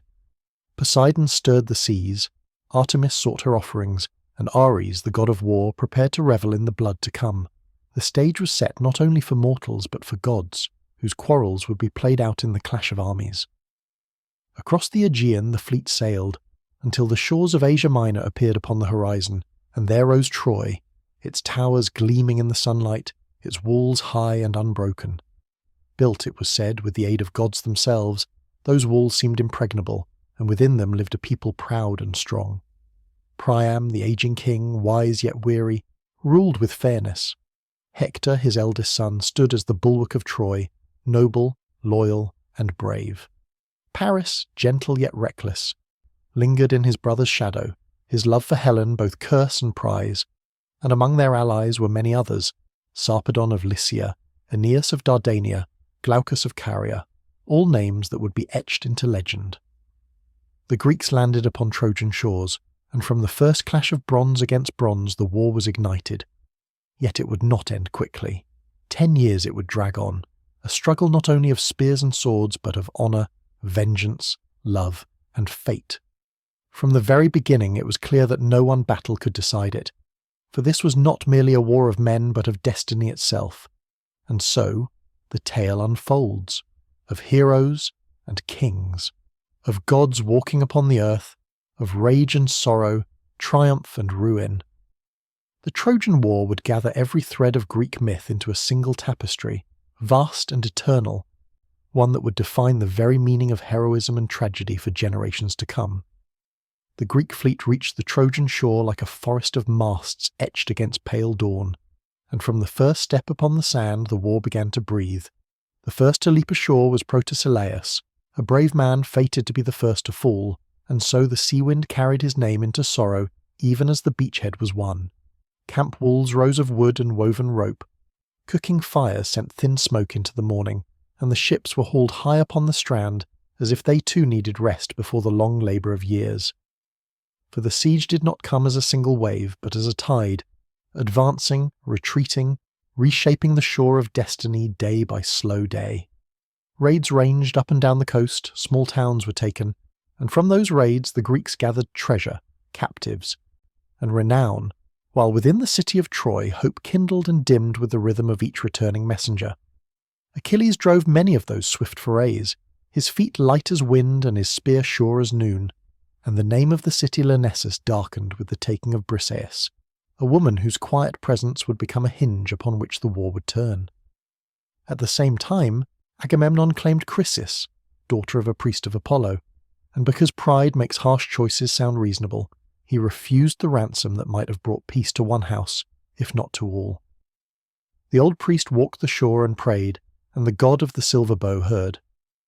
A pale fever drifted over the Greek camps, arrows of light falling invisibly until the tents fell silent and the beach emptied of laughter. It was then that Achilles, whose anger always burned like a banked coal beneath calm ash, called the leaders to assembly and urged that the captive be returned to end the plague. Agamemnon yielded at last, but he did not yield gently. He demanded Briseis in exchange, and by that demand he wounded the one heart he could not afford to wound. Achilles stood before the army, torn between the insult and the necessity of unity, and in that turning he chose withdrawal. He gave up the woman without a word to her, then turned his back upon the war, calling to Thetis, his mother of the sea, who rose from the surf and listened as he asked for honour to be paid him through the suffering of the Greeks. She climbed the long air to Zeus, who inclined his head in a silence heavy with consequence, and so the balance shifted. Without Achilles, the Greeks pressed forward like men walking into wind. Menelaus met Paris in single combat, and would have ended the matter then and there, but fate is a patient weaver, and the thread was not yet ready to break. A Trojan arrow loosed by a restless archer shattered the truce, and the plain rang again with bronze upon bronze. Athena breathed courage into Diomedes until he moved like a storm across the field. He broke chariots, scattered lines, and when a goddess tried to lift a favoured son from the battle, he drove his spear at the hand that bore the immortal, drawing ichor from the skin of Aphrodite, and sending her wailing to Olympus like a dove startled from the eaves. Ares too he met, and though no mortal can unmake the god of war, Diomedes stood against him with the help of Athena, and proved that will and clarity can shoulder fear aside for the space of an afternoon. In a gentler corner of fate that same day, he faced Glaucus, and when they shared the names of their grandfathers, memory outshone the duty of violence. They traded armour and parted in peace, a small island of human recognition in a sea of clamour. Within Troy, life continued with a bravery that was not all spears and shields. Andromache stood upon the walls with her child and waited for Hector to return. When he did, dusty from the plain and smelling of horse and sun, she begged him to remain behind the safety of the gates to think of the city, of their son, of the grief that would follow any triumph gained at the price of his breath. He lifted the boy in his arms, the crest of his helmet frightening the child until he laughed and set it aside, and promised, as all brave hearts promise, to fight for the city and for the order of things. He kissed them both, and wrapped himself again in bronze, and all the small sounds of love in that courtyard followed him out like invisible armour. Meanwhile, the Greeks felt the slow bite of absence. Without Achilles, the line buckled, then stiffened, then buckled again. Nestor offered counsel as a steadying hand offers a rail in a heaving sea. Odysseus took on errands that required a mind quick as water. In shadowed hours he moved with Diomedes, cutting the sinews of the night so that dawn might rise a little safer for the Greeks. Yet the river of fortune had truly turned toward Troy. Hector gathered the courage of the city and drove the Greeks back to the very trenches that guarded their ships. He moved like a man who believes that the gods are watching, and that the watching matters. Chariots thundered against ramparts of wood, spearmen braced, and the dust rose so thick that the sun became a pale bead upon a string of haze. The gods walked through that haze. Hera and Athena, still wounded in pride from the old judgment, argued for the Greeks, while Aphrodite sheltered Paris in corners of chance, and Ares stood wherever the air heated to anger. Zeus, bound by the nod he had given to Thetis, weighed each petition in the scales only he could see. In the camp of Achilles the days slid past like oars into water. The Myrmidons cleaned their armour because the hands remember what the heart forbids. Patroclus sat beside his friend and spoke softly of what he had seen, of men hard pressed, of flames licking at the outer palisades, of ships that had felt the heat and feared the spark. Achilles listened with eyes that held both pain and stubborn fire. He had been insulted, and under the insult lay something deeper, the sense that his gift had been taken for granted, that he had become a weapon rather than a man. He held to his refusal, and on the plain the Trojans came closer to the dark hulls that had carried the Greeks across the sea. Then the tide rose to its height. Hector, radiant with the ferocity of necessity, broke through the gate and called for fire. Torches were hurled, and the ships that were the Greeks' only road home began to smoulder. The scent of burning pine flowed between tents and over shields, and men who'd been proud grew afraid in the intimate way men are afraid when the path of return begins to ash beneath their feet. Patroclus rose. He spoke again to Achilles, not as a captain to a captain, not as a soldier to a lord, but as one soul to another, asking for permission to wear the armour that had made whole armies hesitate. Not for glory, he said, but to frighten the Trojans from the ships, to push the fire back into its proper home. Achilles looked at him, and saw not only a friend but a mirror for his better self. He yielded, placing on Patroclus's shoulders the weight and promise of his bronze, bidding him drive the Trojans from the hulls and then return, forbidding him to chase glory all the way to the walls. The Myrmidons rode out like a dark wind over dry grass. At the sight of that famous helmet, the Trojans faltered, and then they broke. The sea air filled again with the sound of water rather than flame, as the fire was beaten back with wet hides and shouted orders. Patroclus moved in radiance, striking not to conquer, but to clear the space where the ships could breathe. He drove the Trojans across the plain, memory of the command to stop tugging at him like a child at a sleeve, and yet the lure of victory drew him onward. He met Sarpedon, son of Zeus, and by the laws of the field and the stitching of fate Sarpedon fell, braided into the long grief of his father's clouded gaze. Even the gods must abide the fabric they have woven. In the surge that followed, Patroclus came at last beneath the walls themselves, and there destiny asked its price. Hector stood waiting. The armour had tricked the eye, but not forever. Words passed that the wind tore into tatters. Spears flew. The orders Achilles had given were left behind with the smoke upon the beach, and in a single stroke the balance shattered. Patroclus fell, the dust receiving him with the gentleness only the ground can offer, and from that dust rose a cry that travelled farther than any trumpet, a sound that threads through every retelling of the war like a hidden note. The Trojan plain held its breath. Hector took the armour as war demands and men do, but the weight he lifted was heavier than bronze. The Greeks bent over the body of the fallen friend, fighting not for a city now, not for a king, but for the small and immense dignity of carrying him home. Through that long dusk they bore him back, and somewhere inland Theseus felt the change in the current, and began to rise again from the sea. In his tent Achilles sat very still while the world he had arranged around his hurt fell away, and all the unshed tears of the years gathered at the edges of his eyes.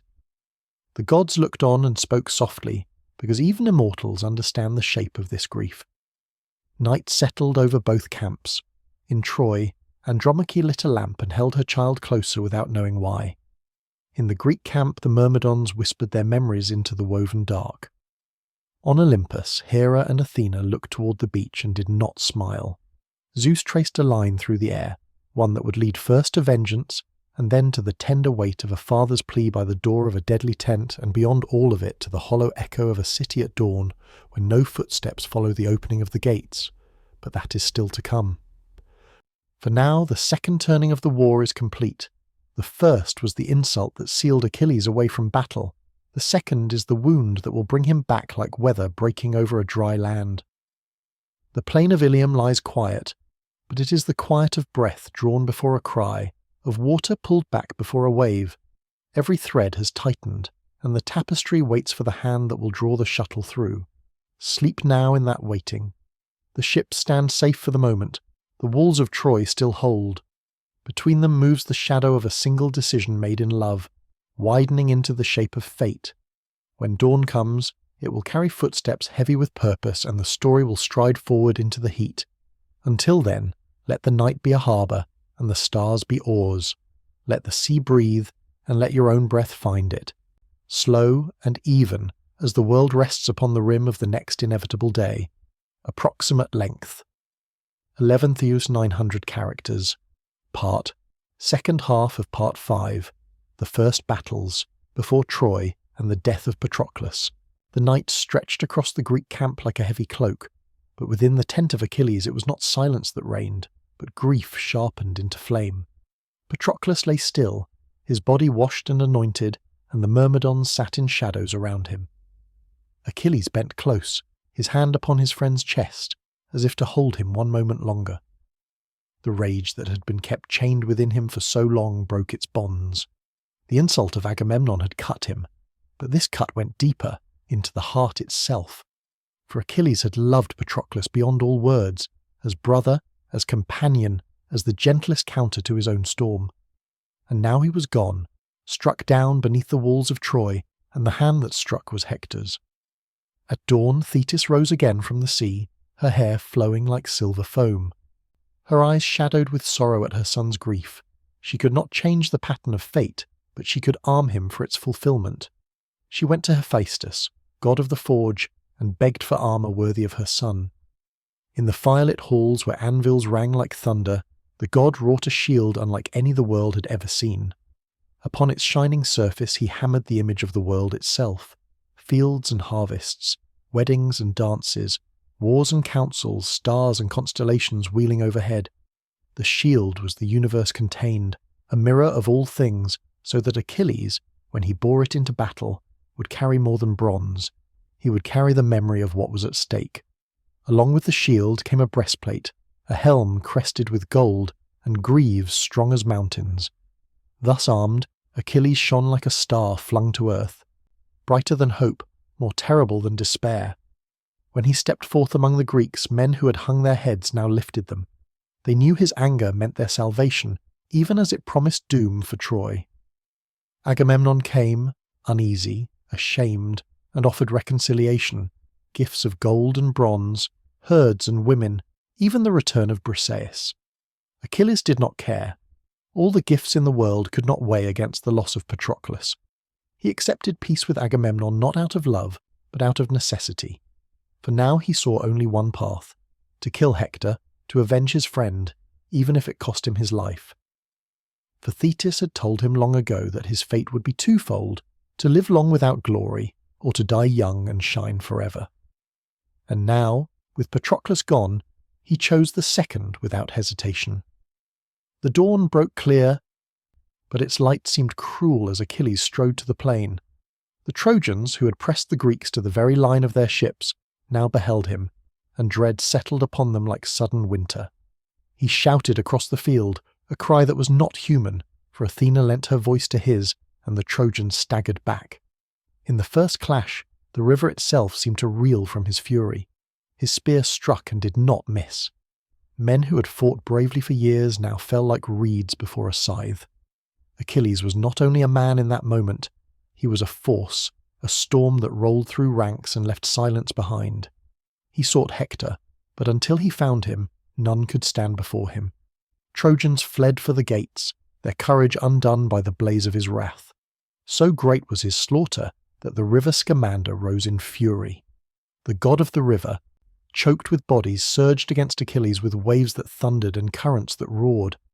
The water tried to drag him down, to drown his fire in cold embrace, but even the river could not master him. With Athena and Hephaestus aiding, fire and water clashed until the plain itself steamed. The gods themselves took sides. Hera mocked Apollo, Athena struck at Ares, Poseidon and Zeus glared across the heavens. Olympus trembled as the immortals bickered and fought, yet at the heart of it all was the mortal rage of one man who would not be denied. At last, as evening bled into gold and crimson, Hector stood before the Scaean gate. Behind him, the people of Troy cried out for him to come inside, to shelter within the walls, but honour held him there. He had faced Achilles' absence with courage. Now he would face his presence with the same. His parents Priam and Hecuba begged him with tears to return, but he shook his head. Better to fall by the hand of Achilles than to live in shame, he thought, and so he waited, the dust swirling about his feet, his eyes fixed upon the figure that approached like doom given shape. Achilles came, shining in the armour of the gods, his face terrible, his spear steady. For a moment Hector's courage faltered, and he turned and ran. 3 times they circled the walls of Troy, the greatest warrior of Greece chasing the greatest of Troy, and the gods watched in silence. Finally Athena tricked Hector, appearing in the shape of his brother and promising aid. Hector turned, believing he was not alone, and found only Achilles before him. With no escape left, he raised his spear and faced his fate. The 2 warriors stood at last, the plain silent, as though even the wind had ceased. Achilles raised his voice, fierce and unyielding, declaring that Hector's fate was sealed, that Patroclus would be avenged. Hector, though fear stirred in his heart, spoke with dignity. He said he had no illusions that death might take him, but he wished that their bodies be returned honourably, that their families might bury them with the rights of men. Achilles' eyes, burning like coals, refused mercy. He would grant no pact, no kindness, only vengeance. And then the spears flew. Hector's cast struck the shield of Achilles, the wondrous shield wrought by Hephaestus, and the bronze point bent harmlessly aside. In that instant Hector knew the gods had left him. Achilles hurled his spear, guided by Athena, and it struck through the neck of Hector, the armour unable to protect him. He fell, the dust rising around him, his breath leaving in broken gasps. He begged Achilles one last time to return his body to Troy, to allow his people to grieve. But Achilles, blinded by sorrow and wrath, denied him. Hector's eyes dimmed, and with them dimmed the last great hope of Troy. But Achilles' fury was not sated. He pierced Hector's ankles and lashed them to his chariot, and in sight of both armies he dragged the body across the plain. Dust and blood mingled as the Trojans screamed from the walls, Priam and Hecuba tearing their robes, Andromache collapsing at the sight of her husband's ruin. The Greeks too watched, some in awe, some in unease, for though Achilles' vengeance was just, the desecration was terrible to behold. Still he rode, circling the walls, the body of Hector trailing behind, as if to say that no enemy could ever stand against him, that even in death Hector would serve as his trophy. That night Achilles lay in his tent, but sleep would not come. He thought of Patroclus, of their laughter, of the gentle counsel that had steadied him. His friend was gone, and though Hector lay slain, the hollow in his heart remained. He walked to where Hector's body was bound, and even in darkness his fury flared again. Yet the gods watched, and even they grew restless at his unending wrath. Apollo shielded the corpse from decay, preserving it against insult, while Zeus pondered how to turn Achilles from rage toward mercy. In Troy, grief spread like fire. The people mourned Hector, their defender, their prince, their hope. Andromache cradled their child, knowing his father would never hold him again. Priam, old and broken, longed only for his son's body, yet could not reach him. In the Greek camp too a strange unease spread. Achilles' wrath was mighty, but men whispered that it was too great, too consuming, that it had crossed from vengeance into cruelty. For even in war there was a line, and Achilles seemed to stride beyond it, and so the stage was set for the next turning, the night when an old king would come into the enemy's camp, guided by Hermes, to kneel before the man who had slain his son. That moment had not yet come, but it shimmered on the horizon as fate wove its web tighter. For Achilles, the greatest of the Greeks, had slain Hector, the greatest of the Trojans, and the balance of the war shifted. Yet the prophecy of Theseus still lingered, and Achilles' own doom waited close, though he did not yet see it. For every act of wrath plants the seed of its own consequence, and even the strongest cannot escape the design of the gods. So the plain lay silent, the stars wheeling overhead, the river flowing with whispers of blood and memory. The Trojans wept within their walls, the Greeks rejoiced in their camp, and between them lay the body of Hector, dishonoured yet protected, awaiting the hand of mercy that would one day return him home. The wrath of Achilles had reached its peak, but the story of Troy was not yet ended. Death had come to one hero, but death waited for all, in time, as the gods decreed. And beneath it all, the song of fate continued, patient as the tide, unbroken as eternity. The war had paused, not in peace, but in exhaustion. Hector was gone, dragged around the walls of Troy, his body dishonoured by the wrath of Achilles. Within the city, mourning hung like smoke. Priam, the old king, lay in his chambers, grief pressing upon him so heavily that even the walls seemed to bow. He had lost sons before, for war had taken many of his blood, but Hector was different. Hector was the heart of Troy, the shield of the people, the son who bore not only strength but duty, the one who never flinched from battle nor from the weight of responsibility. To lose him was to lose the very breath of the city. The women of Troy wept without end. Andromache, cradling her child, could not bring herself to speak. Her eyes stared into silence, seeing only the empty place where her husband once stood. Hecuba tore her garments and covered her head in ash. The people looked to the king, yet what could he say? No words could steady the broken earth beneath them. Only one desire burned in his heart, to bring Hector home, to lay him to rest among his ancestors, to give him back the dignity Achilles had denied. But how could such a thing be done? Achilles was unyielding, his heart hardened by grief for Patroclus, his wrath burning like a forge. No Trojan dared approach him, and yet Priam, though bent by age, resolved to do what none other could. He would go himself. He would look into the eyes of the man who had slain his son and beg for mercy. It was madness, perhaps, to step into the enemy's camp, but grief gives courage, and love gives strength. The gods themselves looked upon him, and Zeus, moved by his sorrow, sent Hermes to guide the way.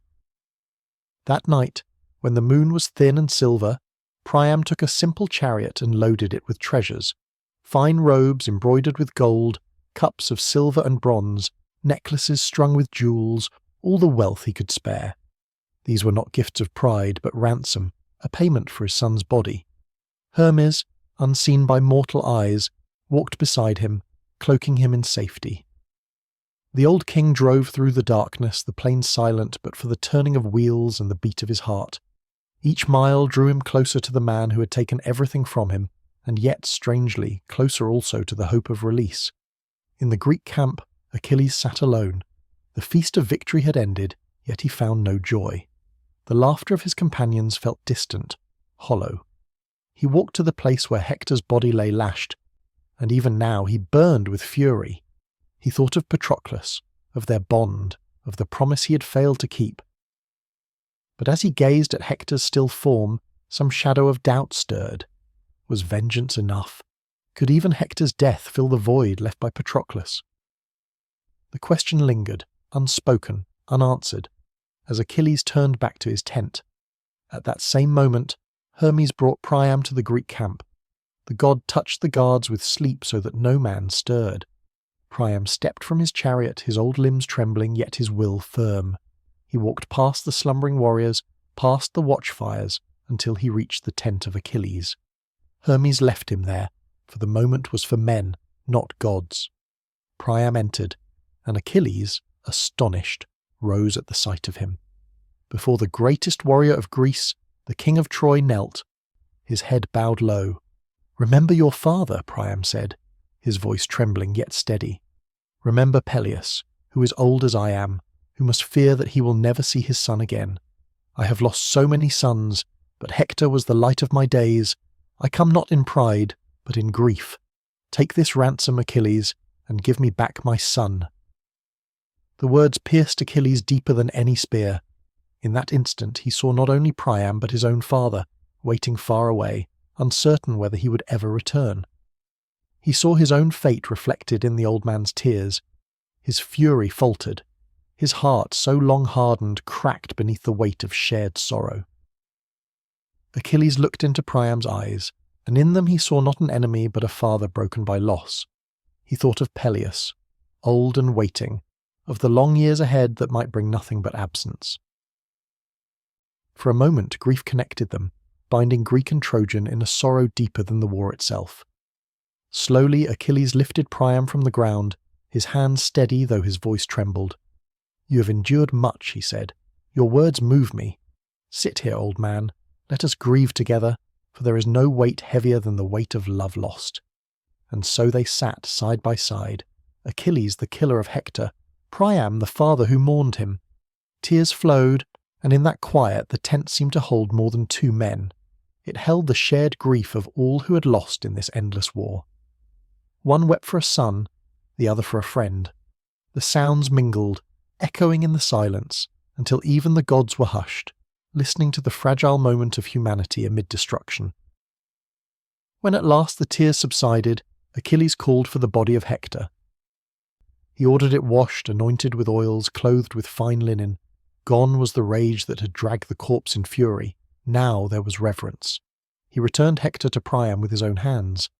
"Take him," Achilles said softly, "and bury him with honour. Grieve him as he deserves, for he was a noble man, and my equal in valour." Priam bowed low, clutching the body of his son as though embracing him once more in life. The old king's heart ached with sorrow, yet also with gratitude, for though the wound would never close, it had been given the balm of dignity. Achilles, too, felt a measure of release. His rage had spent itself. In showing mercy, he had touched something greater than vengeance. That night the camp was still. Priam slept in the tent of his enemy, under the watchful eyes of those who could not believe what they saw, that the fiercest of warriors and the king of Troy shared bread, words, and grief. In the morning, Hermes guided Priam safely back through the plain, bearing Hector to his people. And when the gates of Troy opened, the city poured out in mourning, carrying him with cries that shook the heavens. For 9 days the Trojans prepared the funeral rites. They built the pyre high, placed Hector upon it, and lit the flames. Smoke rose into the sky, carrying prayers to the gods. When the fire had burned to ash, they gathered his bones in a golden urn, placed them in a tomb, and raised a mound of earth above. Andromache, Hecuba, Helen. Each gave her lament, each voice a thread of sorrow woven into memory. And so the Iliad ends, not with victory, nor with the fall of Troy, but with a funeral, with grief, with the recognition that even in war the bonds of love and loss unite all men. For Achilles and Priam, for Greeks and Trojans alike, the truth was clear. The gods may play their games, but the human heart beats to its own rhythm, fragile yet enduring, always searching for dignity in the face of death. High above the smoke of battle, beyond the cries of men and the dust of chariots, stood Olympus, the shining seat of the gods.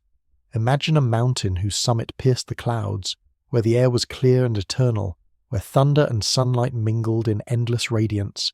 Here the immortals gathered, their feasts eternal, their laughter mingling with the crack of thunder, their anger shaking the world of mortals below.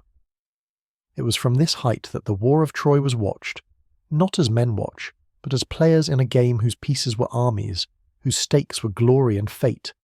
At the head of the council sat Zeus, father of gods and men. His throne glimmered with stormlight, his beard flowed like white fire, his eyes held both calm and fury. He was the arbiter of balance, the one whose nod decided the course of destinies. Yet even Zeus, mighty though he was, could not fully control the passions of his kin. Hera, queen of the gods, sat beside him, her gaze sharp as polished bronze. She despised Troy for the insult Paris had once given her when he chose Aphrodite as the fairest goddess.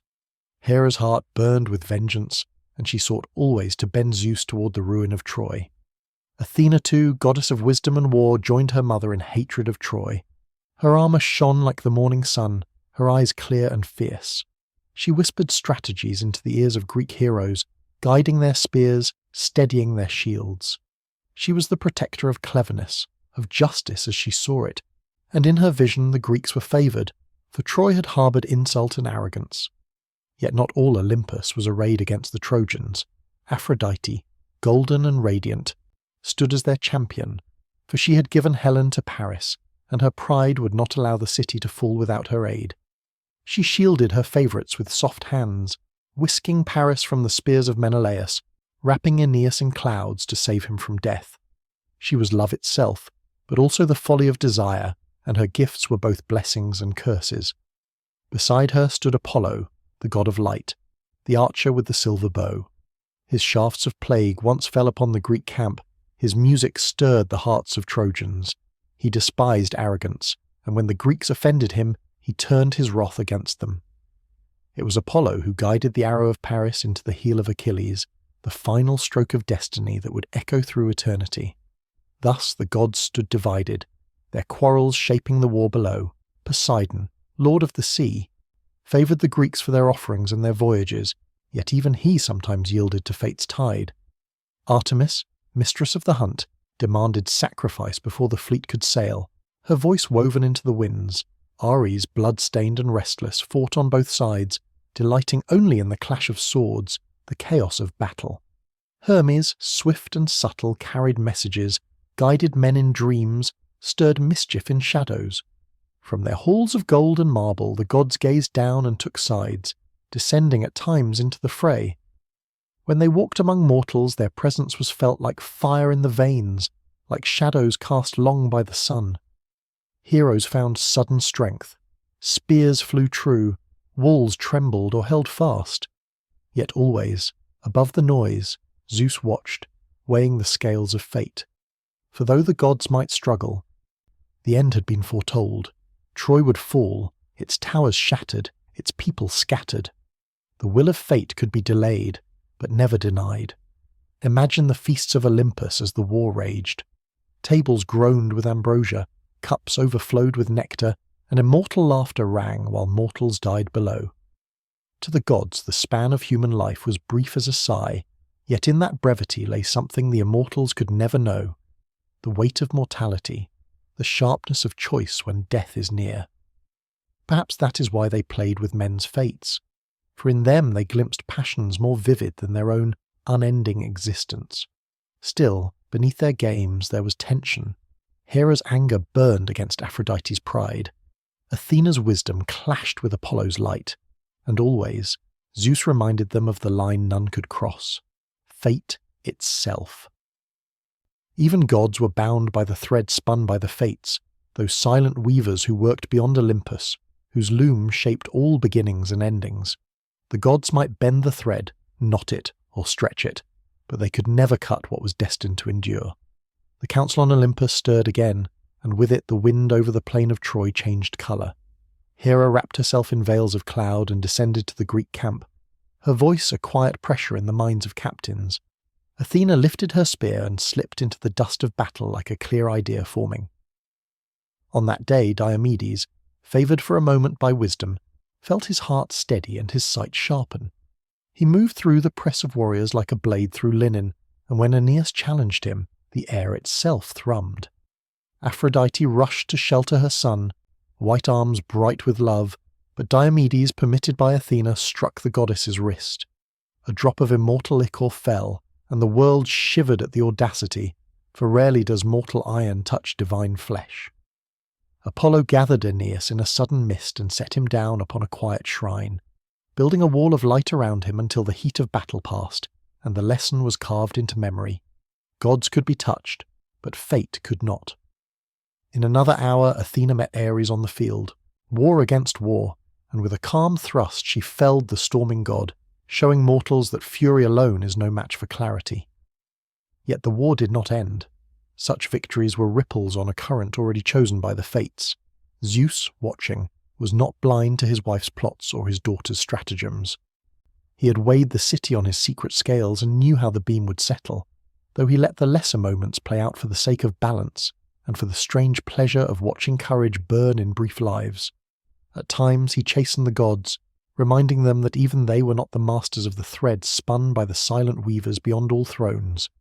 Hera, unwilling to surrender her designs, once borrowed the girdle of Aphrodite and went to Zeus with a beauty that quieted storms. While the king of gods drifted in a long heavy sleep of passion and cloud, Poseidon rose from the sea and lent strength to the Greeks, driving the Trojans back to the shadow of their walls. When Zeus awoke, thunder rolled across the plain, and the tide turned again. Such was the rhythm, a divine step forward, a divine step back, and mortal lines advancing or breaking in time with those unseen feet. The war's centre of weight shifted when Achilles withdrew in anger, his pride pierced by Agamemnon's insult. With his absence, the Greeks lost their brightest edge, and the Trojans surged under Hector's steady hand. In that wide gap of wounded honour, another thread brightened. Patroclus, gentle and fierce, begged for Achilles' armour to rally the men. Achilles consented with a warning that felt like prophecy.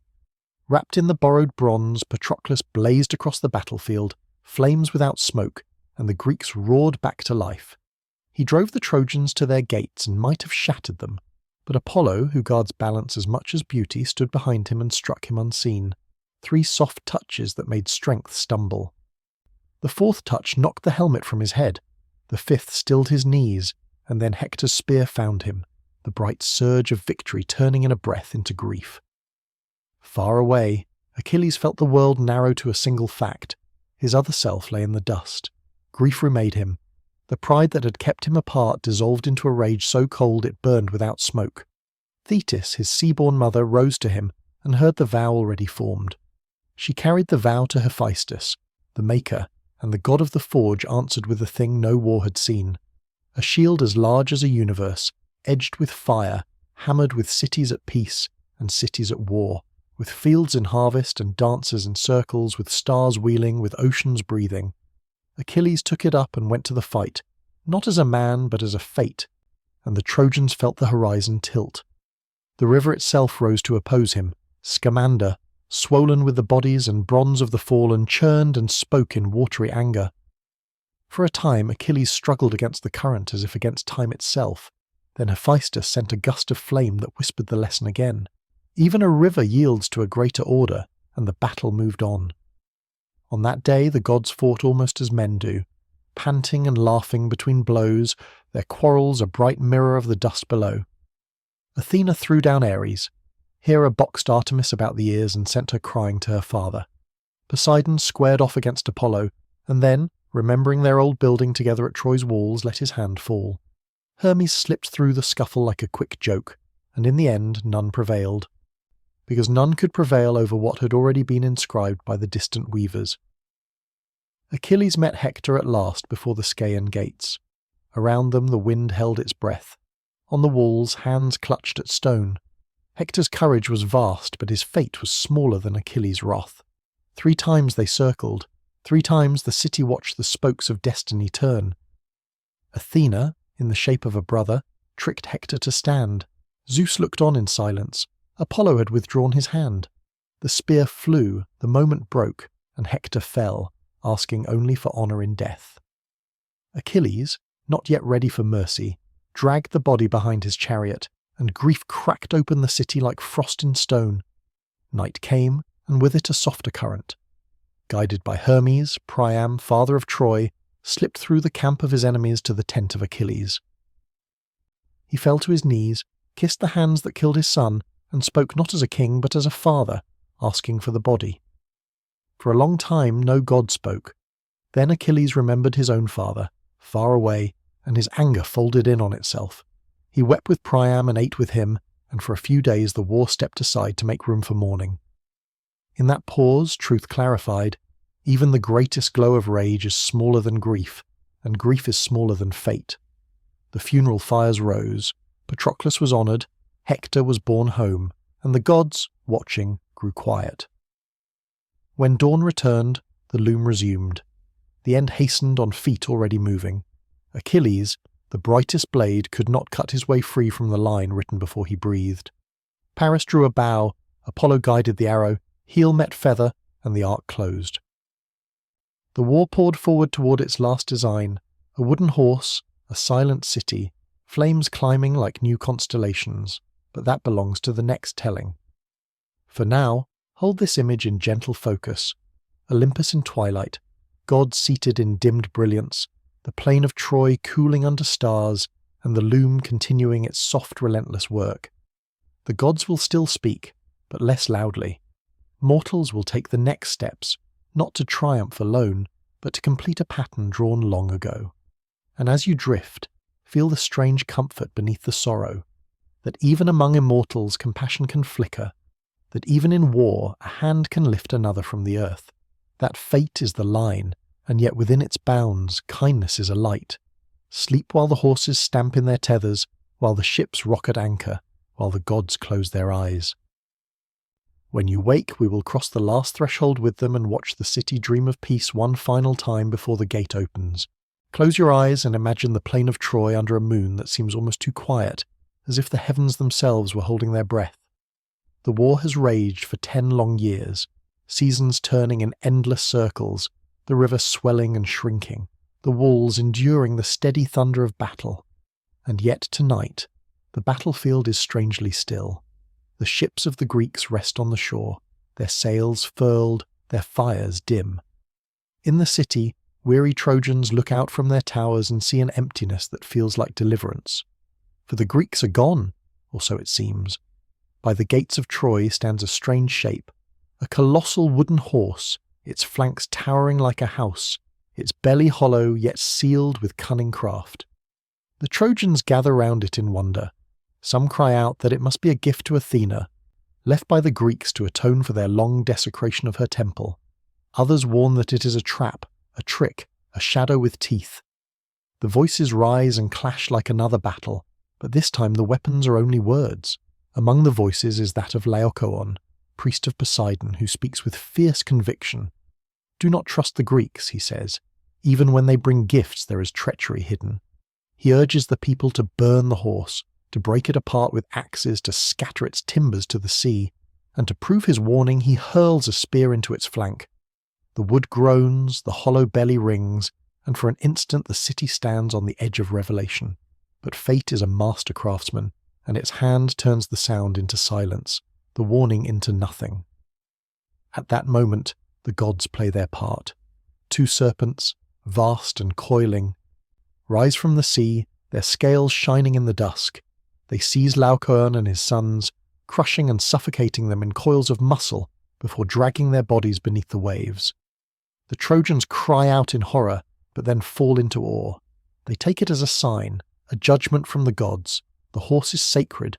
Laocoon had blasphemed, and Troy must honour the omen. The warning is drowned beneath the waves of belief, so the gates open. The people labour through the night, dragging the horse within their walls. They set it in the centre of the city, beneath the shadow of towers and palaces, and then, as though the war were already forgotten, they begin to celebrate.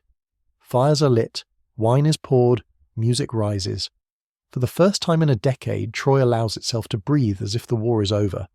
Children laugh, dancers whirl. The weary clasp one another in joy, and the old dream that peace has returned at last. But peace is only the mask that fate wears before it strikes. In the darkest part of the night, when the last embers glow and most of the city sleeps, the belly of the horse opens. From its wooden womb pour forth armed men, Odysseus, Diomedes, Menelaus, and others, each chosen for their cunning and resolve. They slip into the streets like shadows.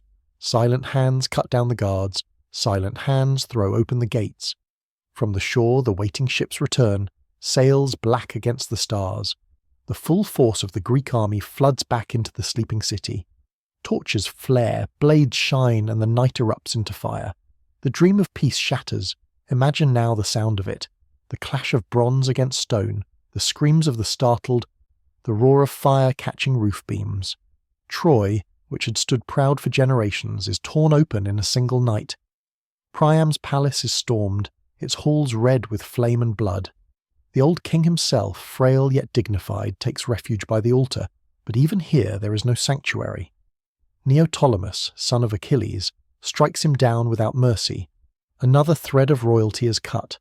Andromache, widow of Hector, is seized. Her young son Astyanax torn from her arms and hurled from the walls. Cassandra, cursed prophetess, is dragged from the temple where she clings to the statue of Athena. Her cries, always true yet never believed, are drowned in the storm of conquest. All around her, the sacred is profaned, and the gods turn their faces away. But not all is rage and ruin.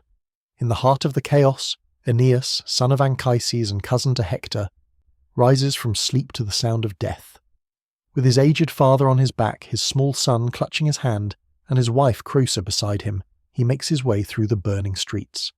Around him others gather, desperate to escape, desperate for survival. But fate is a knife that cuts deep. Creusa is lost in the night, her voice echoing one last time before vanishing into silence. Aeneas stumbles into the dark beyond the walls, burdened with grief yet carrying the seed of Rome within his flight. The city burns. The towers that once seemed eternal crumble like paper in the heat. Statues fall, roofs cave, streets run red. By dawn there is no Troy, only ashes and smoke curling into the sky, only memory etched into the minds of those who lived and those who conquered. The war is over, but the cost is written in fire and ruin. As the smoke of Troy rises into the pale morning sky, the world seems to pause. The city that had stood for generations, whose towers gleamed in the sun, whose gates had repelled wave after wave of Greek assault, now lies in ruin. Charred beams still crackle, walls crumble into heaps, and the once proud avenues are littered with the broken remnants of life. The war is over, but what remains is sorrow, scattered like ash upon the wind. The victors move among the ruins, their faces smeared with soot, their armour heavy with sweat and blood. For a moment they rejoice, for they have achieved what seemed impossible, what 10 years of struggle had promised, the destruction of Troy. Yet beneath the triumph lies unease. The gods are fickle, and though the Greeks have conquered, many sense that they have also transgressed, for in their fury they have defiled sacred ground, dragged maidens from temples and spilled blood upon holy altars, and such deeds, though born of victory, carry their own doom. Priam is gone, his line extinguished. Hector, the pride of Troy, lies long dead. The sons and daughters of the royal house are scattered, enslaved or slain. Cassandra, the prophetess whose visions none would heed, now finds herself dragged into a fate as cruel as her warnings foretold. Andromache, bereft of husband and son, is carried into captivity. The city's spirit, once proud and unbroken, is now dissolved into silence. Only rubble remembers their voices. Yet even in ruin, the seeds of new stories take root. Aeneas, weary and grief-stricken, leads a remnant away from the ashes. He carries his father upon his back, his son at his side, his heart heavy with the loss of Creusa. Guided by the whisper of fate, he sets out across the seas, destined to wander far and long until at last his descendants raze the walls of Rome. Out of the fall of Troy comes the birth of another empire, one that will one day inherit the mantle of greatness. The Greeks themselves do not escape unscathed. For them, Troy is victory, but it is also curse. As they set sail for home, storms rise, driven by the anger of gods offended. Some ships are scattered, some founders upon the rocks, some heroes never see their homelands again. Agamemnon, commander of kings, returns to Mycenae only to fall to betrayal within his own hall. Odysseus, clever architect of the horse, is cast into years of wandering, his journey as long and perilous as the war itself.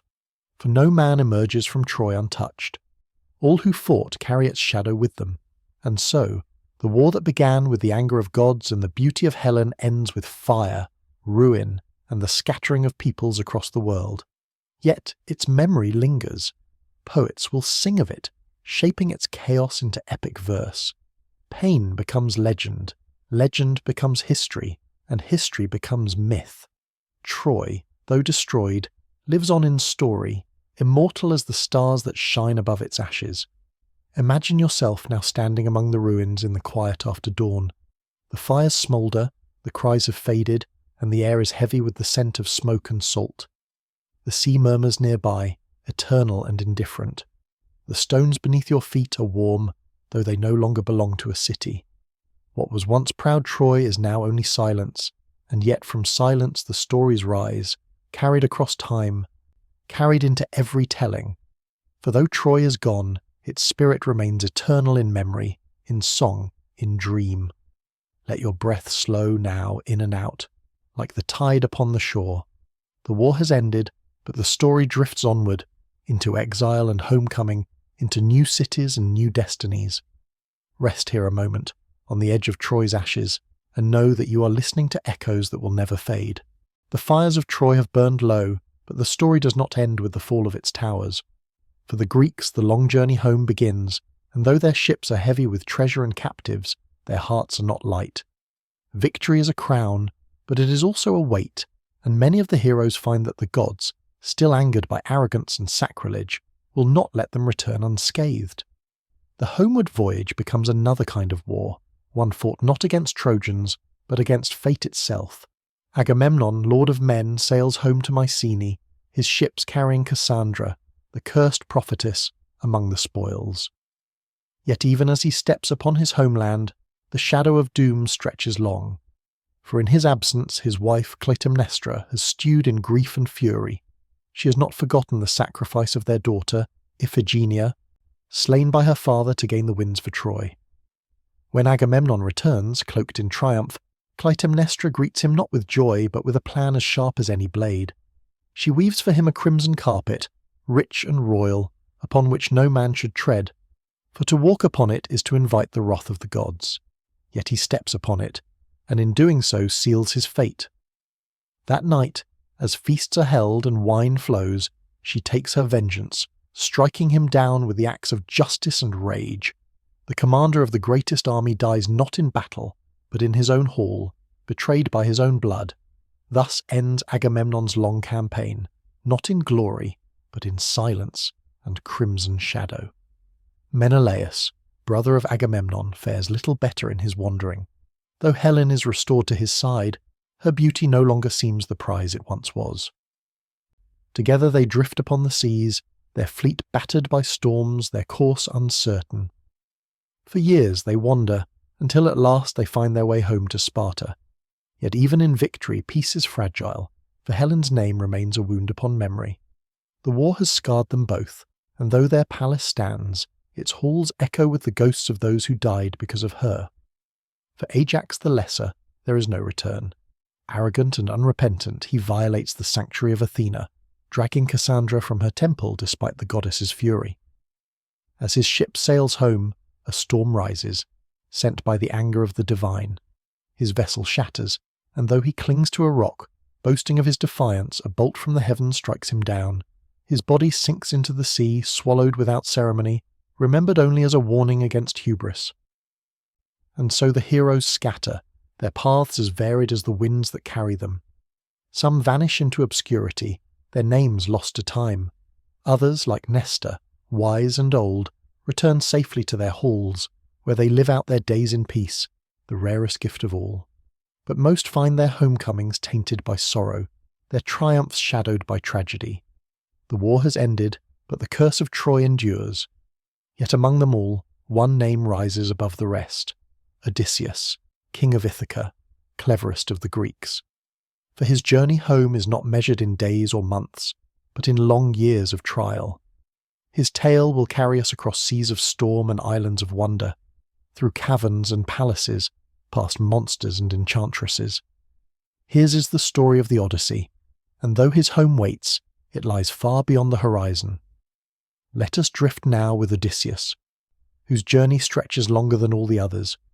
When the Greeks depart from Troy, his ships are caught by shifting winds, carrying them far from Ithaca. What follows is not a straight path home, but a long weaving of trials, as though the gods themselves have set the sea as a labyrinth for him to wander. His tale is not only one of war, but of survival, of cunning, and of endurance. The first landfall brings him to the land of the lotus eaters, where his men taste the honey-sweet fruit that robs them of memory and will. They forget their homes, forget their journey, and wish only to linger in blissful forgetfulness. But Odysseus, sharp of mind, drags them back to the ships, weeping with reluctance, for he knows that to stay is to be lost. Already the sea shows that it offers no easy gifts. From there, the ships come to the cave of Polyphemus, the Cyclops. A giant with one eye, son of Poseidon, he traps Odysseus and his men within his cavern, feasting on them as cattle. Yet Odysseus, with his clever tongue, gives the monster wine, and tells him his name is Nobody. When the giant sleeps, the men drive a sharpened stake into his single eye, and he roars in agony. His cries bring his kin, but when they ask who has harmed him, he can only answer, Nobody. In this way, Odysseus escapes, clinging to the bellies of sheep as they leave the cave, but his pride is his flaw. As he sails away, he shouts his true name, taunting the blinded Cyclops. In doing so, he earns the hatred of Poseidon, god of the sea, whose vengeance will follow him across every wave. The journey continues through lands both wondrous and deadly. The Isle of Aeolus, master of the winds, who gives him a bag containing the breezes of the world. Yet when his men, curious and greedy, untie the bag, the gales burst forth and drive them off course once more. They reach the land of the Laestrygonians, giants who hurl boulders upon their ships, crushing them into splinters until only Odysseus's vessel remains. Then comes the enchantress Circe, whose potions transform men into swine. For a year Odysseus lingers in her halls, feasting and forgetting, until the reminder of his home stirs him to continue. She sends him on to the realm of the dead, where in the silence of shadow he speaks with spirits, his mother, his fallen comrades, and the prophet Tiresias, who tells him the long trials yet to come. There are songs of the sirens, whose voices lure sailors to their doom upon jagged rocks. Odysseus plugs the ears of his men with wax, but binds himself to the mast, so he alone may hear their haunting music and survive. He passes between Scylla and Charybdis, the monster with 6 heads, and the whirlpool that swallows ships whole, losing men to both yet pressing onward. At last, when his crew slaughters the cattle of the sun god Helios, despite warnings, Zeus strikes them down with thunder.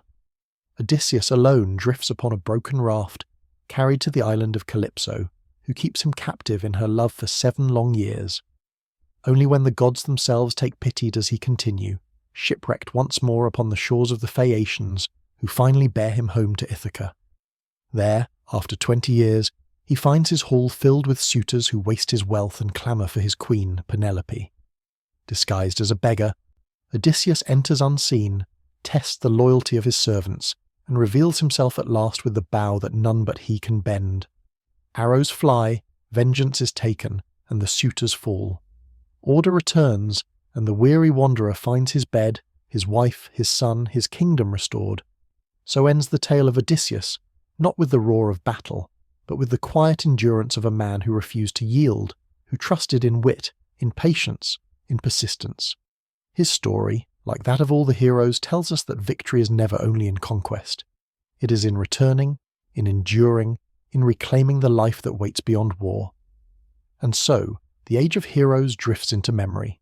The great palaces remain, the songs continue, but one by one the warriors of Troy fade into legend. The gods who once walked among them grow more distant, their presence dimming with the centuries. Yet their names, their deeds, and their struggles against fate endure in the echoes of story, like the endless waves upon the sea. Close your eyes and imagine the summit of a mountain that pierces the clouds, a mountain so tall that its peak glimmers in perpetual snow, while its base is wrapped in forests, rivers, and meadows. This is Mount Olympus, the home of the gods, where the air is thinner, brighter, and where the voices of mortals cannot reach. Here, in halls of shining marble, golden light streams across columns and courtyards. Here sit the Olympians, the great rulers of Greek myth, those who shaped the world of men and who held dominion over sea, sky, and earth. But the story of Olympus is also the story of order emerging from chaos. For the gods were not always secure upon their thrones. Before their reign came the rule of the Titans, and before the Titans the vast and unshaped abyss. The Olympians are not only lords of the world, they are symbols of the balance wrestled from disorder, of power consolidated after generations of strife. At their head sits Zeus, king of the gods, bearer of thunder and lightning. His presence is like a storm, majestic, unpredictable, commanding. In his hand crackles the bolt, a weapon no other can wield, forged in the fires of the Cyclops when the war against the Titans raged. He is the guardian of justice, the protector of oaths, the one who watches over kings and men alike. When the sky darkens with clouds, it is said his anger stirs. When thunder rolls across the mountains, mortals bow their heads in respect. Beside him is Hera, his queen, goddess of marriage, of family, of the sacred bonds between husband and wife. She is stately, regal, adorned with a diadem upon her brow, and her gaze is as sharp as it is watchful. Though her stories often tell of jealousy and wrath, they also tell of a goddess who guards the sanctity of union, who ensures that promises made beneath her sight are honoured. To offend Hera is to invite strife, for her dignity is as high as Olympus itself. Then comes Poseidon, lord of the sea, brother to Zeus, his trident a symbol of his dominion. When he strikes the ground, earthquakes shake the land. When he stirs the sea, waves rise to swallow ships whole. And yet he's not only fury, he is also giver of horses, tamer of waves, guardian of sailors. His moods are as shifting as the ocean, calm one moment, violent the next. To the Greeks, whose lives so often depended upon the mercy of the sea, Poseidon was a god both feared and revered. Hades, the third brother, does not sit often among the Olympians, for his realm lies beneath the earth. He is ruler of the underworld, where the souls of the dead pass after life. His crown is of shadow, his throne carved from black stone, his kingdom rich in unseen treasures, gold, silver, gems buried deep. Though feared by mortals, Hades is not evil. He is stern, unyielding, inevitable, as death itself must be. His wife Persephone sits beside him, her presence bringing spring when she rises to the surface, and winter when she returns to his realm. Athena, born from the head of Zeus himself, is goddess of wisdom, of strategy, of skill in craft and war alike. She wears armour that gleams with silver light, and upon her arm rests the aegis, the shield that bears the head of the Gorgon. Unlike Ares, who delights in bloodshed, Athena's warfare is measured, disciplined, guided by foresight. Cities rise under her protection, olive groves flourish, and laws are written with her counsel. She is the calm voice amid clamour, the steady hand upon the spear. Apollo, radiant as the sun, stands next, his hair golden, his presence bright with music and prophecy. He is god of light, of the arts, of healing, and of foresight. With his lyre he fills Olympus with melody, and with his bow he strikes with deadly precision. His temple at Delphi becomes the centre of prophecy, where mortals journey across seas and deserts to hear the riddling words of the oracle, words said to come from Apollo's breath itself. His twin, Artemis, is goddess of the hunt, of the moon, of wild forests where no human foot dares linger. She moves with quiet grace, her bow always ready, her hounds at her side. She is protector of maidens, guardian of animals untamed as the wilderness she rules. To see her by moonlight is to glimpse a figure both fierce and free, untouched by the bonds of hearth or marriage. Aphrodite, born from sea foam, rises as goddess of love, of beauty, of desire. Around her, the world seems to glow with softer light, as though the very air sighs in her presence. She's both gentle and dangerous, for love can heal but also wound, can bind but also ensnare.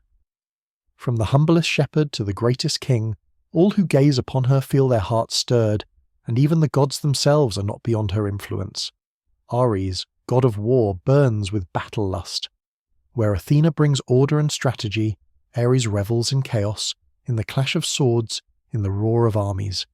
His armour drips with the noise of war, and wherever he walks, conflict follows. Few temples honour him, for his gifts are heavy with sorrow, yet no tale of strife is told without his shadow falling across it. Hephaestus, the smith, is unlike the others in form, for he is lame, cast down from Olympus as a child, yet his strength lies in craft.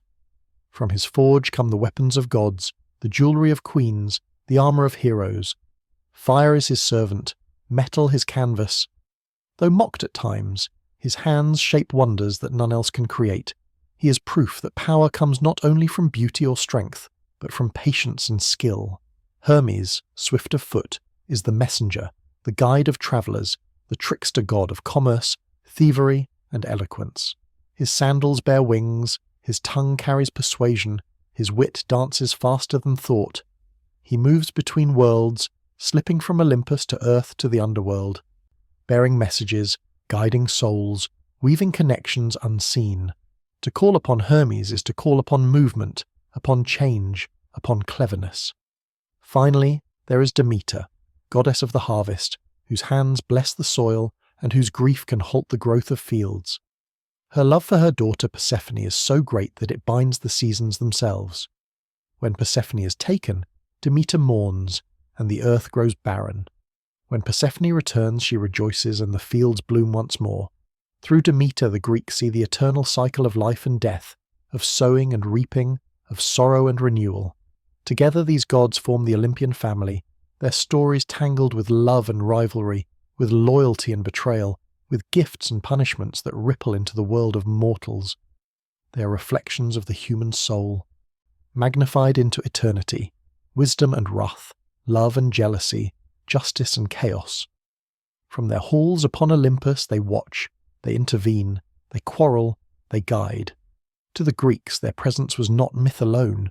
It was woven into every sunrise, every storm, every harvest, every death. Imagine now the Olympians gathered together in their great hall, a circle of thrones surrounding a hearth that never goes out. The air is rich with incense, with the sound of lyres and flutes, with the voices of immortals echoing like thunder softened by distance. They do not sit in silence. They argue, they laugh, they scheme, they debate. Their family is both divine and deeply human, and in their quarrels one can see the reflection of every family on earth, sibling rivalries, jealousies, alliances, reconciliations. Yet from this disorder emerges an eternal balance, for no single god rules alone. Even Zeus, mighty and kingly, listens to counsel, for he knows that the harmony of Olympus depends on more than his will. Consider the role of the Fates, those three silent weavers who even the gods must respect. Clotho spins the thread of life, Lachesis measures it, and Atropos cuts it when the time has come. Not even Zeus can alter their decree. This truth, that even gods are subject to a higher order, shaped the Greek vision of the cosmos. Power is vast but not absolute. Even immortality bends before destiny. When mortals prayed, they knew that the gods could intervene, could alter fortune, could punish or bless. But behind it all was the loom of the Fates, weaving patterns beyond comprehension. The Olympians' presence stretched into every corner of life. Before planting, farmers poured wine upon the earth in Demeter's honour. Before voyages, sailors sacrificed to Poseidon for safe passage. Warriors painted Athena's owl upon their shields or whispered to Ares before the clash of arms. Lovers left garlands upon Aphrodite's altars, while poets invoked Apollo before lifting their voices in song. Even Hermes was remembered in wayside shrines called Herms, stone pillars carved with his likeness, marking roads and boundaries. To live in Greece was to live surrounded by gods, every act part of a web of reverence. Olympus was not only the realm of order, it was also the source of myths that explained the deepest mysteries. Why did lightning strike the earth? Because Zeus had spoken. Why did the seas rage with storms? Because Poseidon's anger had been stirred. Why did the crops fail, or why did they flourish? Because Demeter mourned, or because she rejoiced. These stories were not merely entertainment, they were sacred explanations, ways to make sense of the unpredictability of existence, and to fold it into a greater meaning. Picture the great festivals of the Greeks, when entire cities gathered to honour their gods. In Athens, the Panathenaea celebrated Athena with processions, contests, and sacrifices. Citizens marched through the streets carrying sacred peplos, a woven robe offered to the goddess, while music and poetry echoed from temples. At Delphi, pilgrims came from every corner of the known world to hear Apollo's oracle, leaving offerings of gold, silver, and carved statues. At Olympia, athletes stripped naked beneath the sun to compete in races, wrestling and chariot driving, all in honour of Zeus. The games were not mere sport, they were acts of devotion, living proof that human effort and divine favour were bound together. Within the stories of the Olympians lies the paradox of their nature. They are immortal, powerful, divine, and yet they are also flawed, quarrelling, envious, passionate. Zeus pursues mortal women, Hera schemes in jealousy, Ares thirsts for endless conflict, Aphrodite entangles hearts in webs of longing. To the Greeks, this was not blasphemy, but truth. For the gods were mirrors of humanity magnified, not perfect abstractions, but living embodiments of its desires and struggles. In worshipping them, mortals acknowledged both their aspirations and their weaknesses, and yet, amid their quarrels, the Olympians upheld a fragile harmony. The world remained ordered because each had their sphere: Zeus the sky, Poseidon the sea, Hades the underworld, Athena the city, Artemis the forest, Apollo the light, Demeter the field. To step outside their domain was to invite conflict, and yet the structure endured, generation after generation. This distribution of realms symbolized to the Greeks a vision of balance, that each force in nature has its place, and that life, like Olympus, survives through the weaving together of many powers. Drift further into this vision and imagine the mortals who stood at the foot of Olympus, gazing upward with awe. To them the mountain was shrouded in mist, its summit unreachable, its mysteries hidden. Yet they believed that beyond those clouds lay palaces of crystal and gold, banquets where nectar flowed, halls where muses sang and gods reclined in endless youth. That image, of Olympus shining above mortal toil, offered comfort, a reminder that beyond the struggles of daily life, there existed an eternal order, radiant and unchanging. It is here, in the reign of the Olympians, that Greek mythology finds its heart. The Titans are gone, the chaos subdued, and in their place stands a pantheon that will dominate story and imagination for millennia. The Olympians are the foundation of myth, of culture, of identity. Through them, the Greeks saw the world not as random, but as alive with presence, shaped by divine hands, watched over by immortal eyes. So let your thoughts soften. Let the images of Olympus linger as you rest. Imagine the glow of eternal firelight upon marble columns, the sound of Apollo's lyre drifting into the night, the quiet tread of Hermes' wing sandals upon the stones. Picture Zeus raising his thunderbolt, Hera's gaze watching with regal stillness, Athena's owl circling silently in the air. Feel the order of Olympus, steady and enduring, binding heaven and earth, god and mortal, into one eternal rhythm. For this is the gift of the Olympians, to show that even in a world of chaos, order can be found, that even in a universe of strife, harmony endures, and that beyond the struggles of mortal life, there is always a greater story unfolding, one carried upon the voices of the gods. Close your eyes and let yourself imagine Olympus not as a still and perfect throne of order, but as a living palace of passions.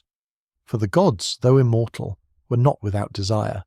They loved fiercely, they quarrelled bitterly, they schemed with intensity, and their rivalries burned with fire as bright as any mortal flame. In these stories of love and jealousy, the Greeks found reflections of their own hearts, magnified, immortal, and eternal. Begin with Zeus, king of gods, who whose power was as vast as the sky he ruled. Though married to Hera, queen of Olympus, his heart often wandered.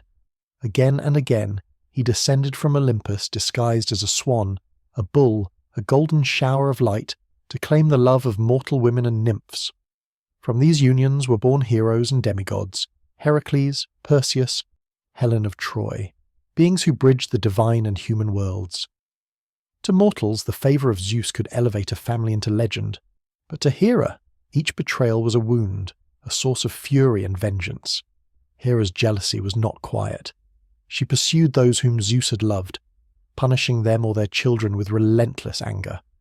Heracles, the strongest of mortals, suffered trials of madness because of her wrath. Io, transformed into a cow by Zeus in an attempt to hide her, wandered the world tormented by a gadfly Hera had sent.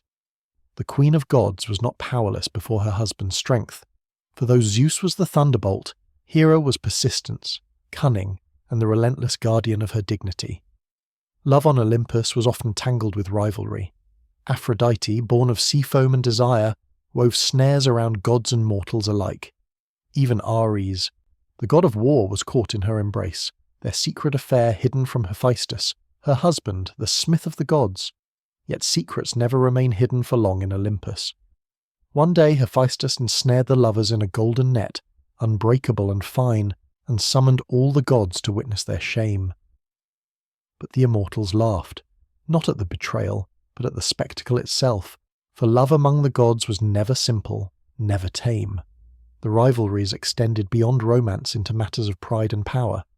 When Paris of Troy judged Aphrodite the fairest goddess, giving her the golden apple over Hera and Athena, he did not merely choose beauty, he unleashed the seeds of the Trojan War.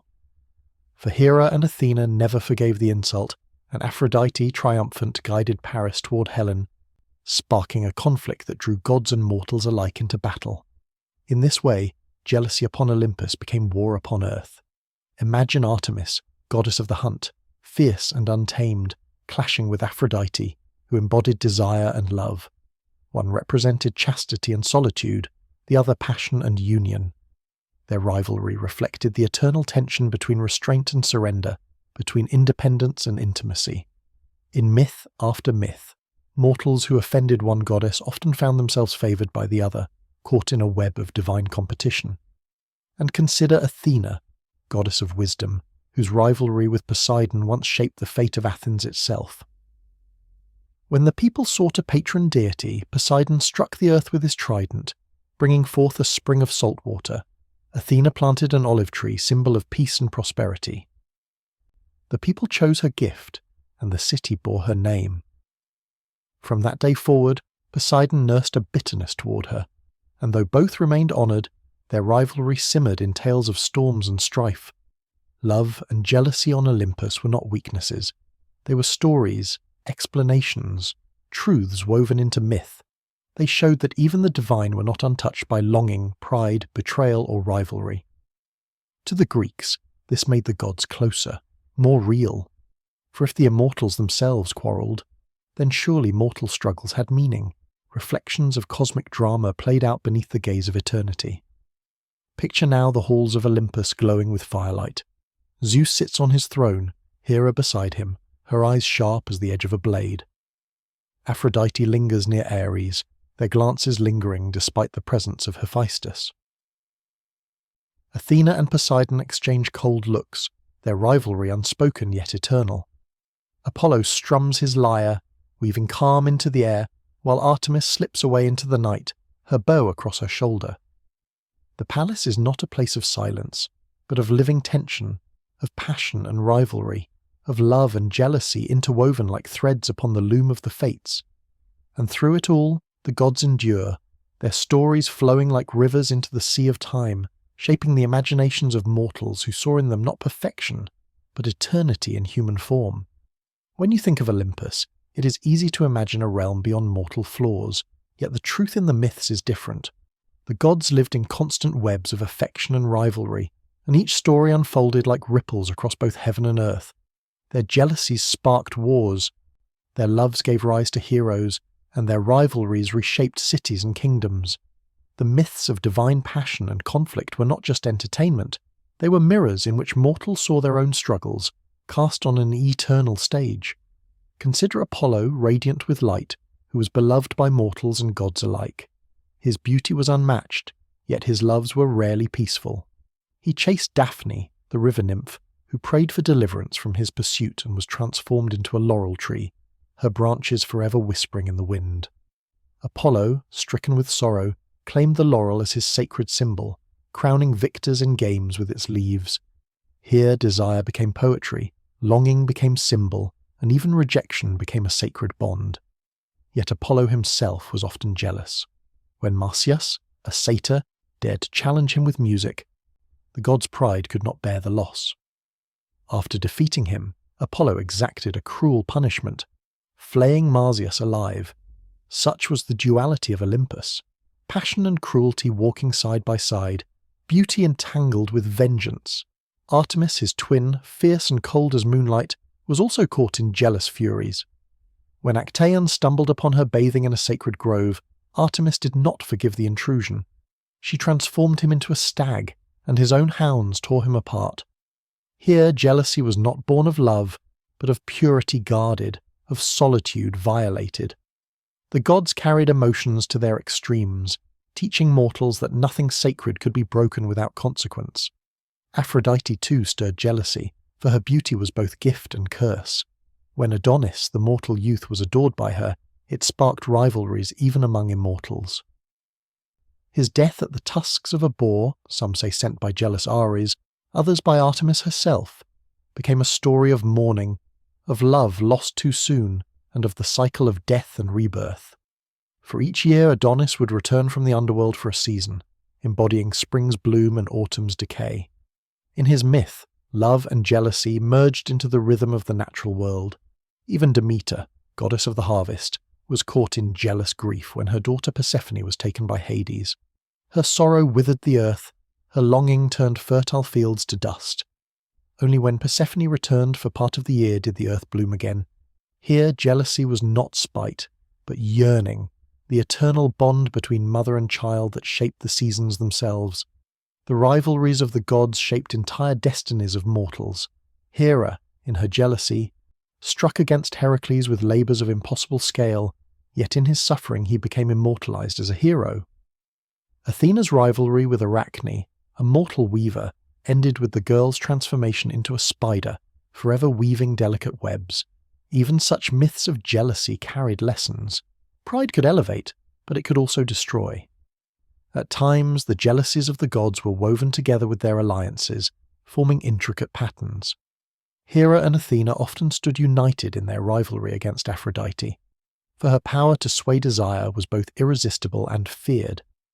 In the mortal world, their quarrel over beauty, judgment, and love sowed the seeds of Troy's destruction. Each goddess's pride became a nation's fate, each slight became war. Yet for all their jealousies, the gods were bound together by Olympus itself. They quarrelled but returned to feast at the same table. They rivaled but defended the order of their realm. For if Mat was Egypt's principle of balance, then for Greece it was not order but drama that preserved meaning, a world where even gods could falter, yet the cosmos remained whole through story. Now imagine the halls of Olympus at twilight. Torches flare against marble pillars, shadows stretch long across polished floors. Zeus broods with thunder at his side, Hera watches with eyes that miss nothing. Aphrodite reclines in beauty, Ares near her with restless energy. Apollo's lyre hums softly, countered by Artemis's silence, cold and clear. Athena, poised and steady, exchanges sharp words with Poseidon. Even Hephaestus hammers in the distance, sparks flying like stars. The palace is alive with tension, but it is also alive with laughter, music, and feasts. For jealousy does not erase joy. It is woven into it, a darker thread in the tapestry of eternity. To the Greeks, these tales whispered truths about themselves. They knew jealousy, love, rivalry, and passion, and they saw in their gods not distant ideals but magnified reflections of their own souls. The immortals were not perfect, they were eternal, and in their eternity mortals found meaning. So as you rest tonight, let your mind drift upon these stories. Imagine passion burning like a flame that never fades, jealousy cutting sharp as a blade of marble, love eternal yet fraught with rivalry. Hear the echoes of Olympus, laughter, weeping, anger, and song. They are not only myths but mirrors, eternal dramas playing across the stage of time. And as you close your eyes, know that you drift in the same rhythm the ancients once did, believing that love and rivalry, jealousy and passion are not merely fleeting human emotions, but eternal truths woven into the very heart of the universe. Heroes are the bridge between gods and mortals, the figures who walked in both worlds, carrying within them divine favour and human struggle. To the Greeks, a hero was not flawless, but extraordinary, a mortal who bore the touch of the divine, whose deeds echoed beyond their own lifetime. These figures lived with courage and endured with pain, often chosen or cursed by gods who guided, tested, or destroyed them. Their stories carried the pulse of human striving, magnified upon the stage of eternity. Among the earliest of these heroes was Perseus, son of Zeus and Danae. Conceived in secrecy, raised in exile, he was chosen by fate to face horrors mortals could not imagine. Armed with gifts from the gods, a mirrored shield from Athena, winged sandals from Hermes, a sword keen as light itself, he confronted Medusa, whose gaze turned men into stone. Imagine him stepping into the silent lair, statues of warriors frozen mid-cry, the air heavy with dread. Guided by Athena's wisdom, Perseus severed the Gorgon's head, not through brute force, but through cleverness and divine aid. His triumph became a pattern repeated in other heroes. The gods offered tools, but the courage to use them was the hero's alone. Heracles, known later as Hercules, embodied strength greater than any man. Born of Zeus yet hated by Hera, his life was marked by both divine power and divine enmity. To atone for crimes driven by Hera's wrath, he endured 12 labours that tested the limits of mortal endurance. Each task was more than a feat of muscle. It was a battle against chaos itself, the Hydra with its heads that regrew, the Erymanthian boar raging in frozen woods, the stables of Augeas filled with filth. Through perseverance, Heracles transformed suffering into immortality. When his labours ended, he was granted a place among the gods, his mortal pain transfigured into eternal glory. His tale was one of resilience, showing mortals that even suffering could be a path to greatness. Theseus, hero of Athens, was not merely strong but clever, a symbol of human ingenuity. With the guidance of Ariadne and her thread, he navigated the twisting labyrinth to slay the Minotaur, beast of Crete. His victory was not just a triumph of man over monster, but of civilization over fear, of reason over chaos.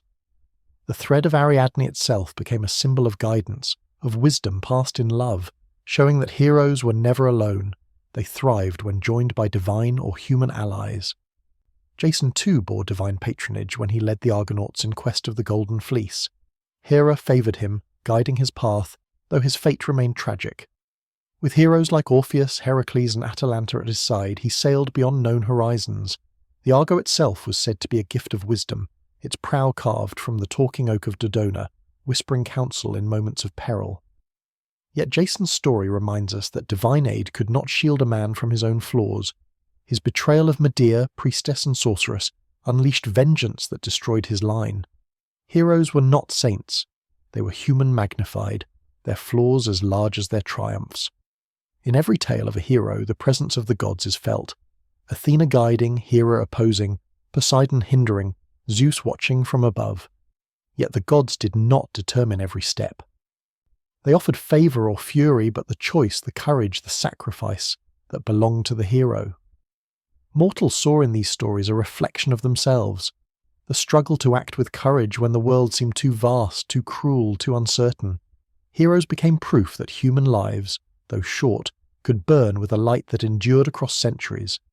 And so, in the hush of myth, heroes rise as patterns of fate. Some end in triumph, others in ruin, yet all are remembered. They are the dream of mortals reaching upward, the bridge between fragile humanity and the eternal will of the gods. Other heroes rose whose stories became as enduring as the stones of Greece. Bellerophon, astride the winged horse Pegasus, soared higher than any mortal before him. Gifted the creature by Athena's guidance, he slew the Chimera, a beast of fire and shadow. Part lion, part goat, part serpent. Yet in his pride he sought to ascend to Olympus itself. Zeus, displeased by this arrogance, sent a gadfly to sting Pegasus, casting Bellerophon tumbling back to earth. He lived, but maimed and forgotten, a warning that even heroes must bow to the balance between divine favour and mortal limit. Orpheus, hero not of strength but of song, reminds us that beauty itself can be heroic. With his lyre he charmed beasts, rivers, and even stones, softening the hearts of all who heard him. When his beloved Eurydice was taken to the underworld, he descended into shadow to win her back. His music moved Hades and Persephone to pity, a feat no sword had ever accomplished. Yet his tale was not one of triumph, for in a single moment of doubt he turned to look upon Eurydice before they had left the underworld, and she vanished forever. Orpheus became the image of longing, of love bound to sorrow, a reminder that even the greatest gifts cannot conquer the laws of the cosmos. Atalanta, swift-footed daughter of the wilderness, was a heroine whose independence challenged tradition.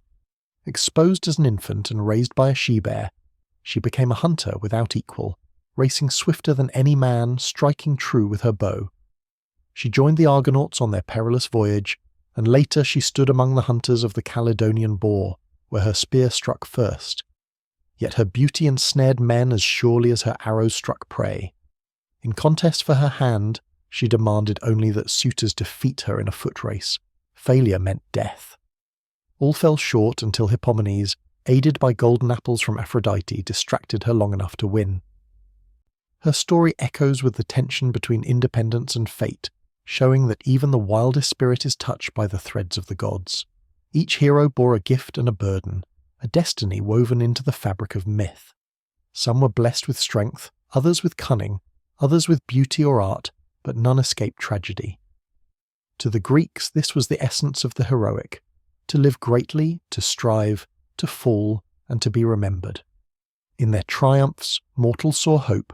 In their failures, they saw reflection of their own fragility.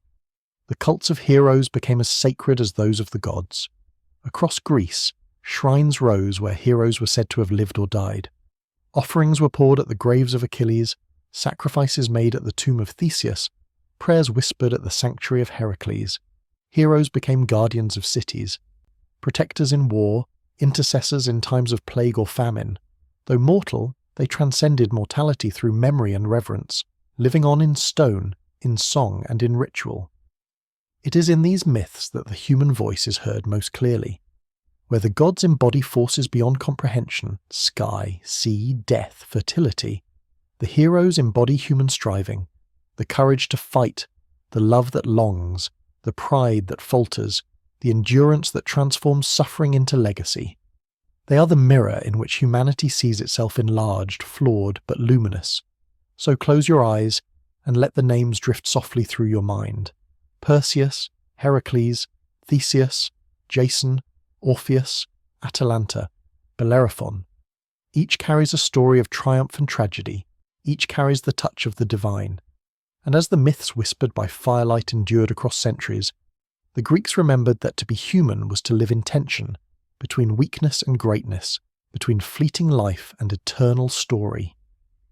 In this tension, the heroes found immortality, not by conquering death, but by being remembered forever.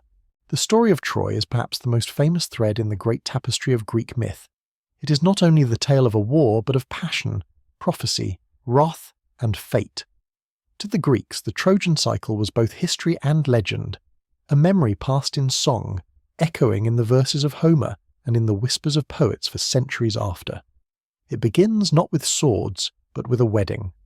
Far above the mortal world, the gods gathered to celebrate the union of Peleus, a mortal hero, and Thetis, a sea goddess. Yet Eris, goddess of strife, had not been invited.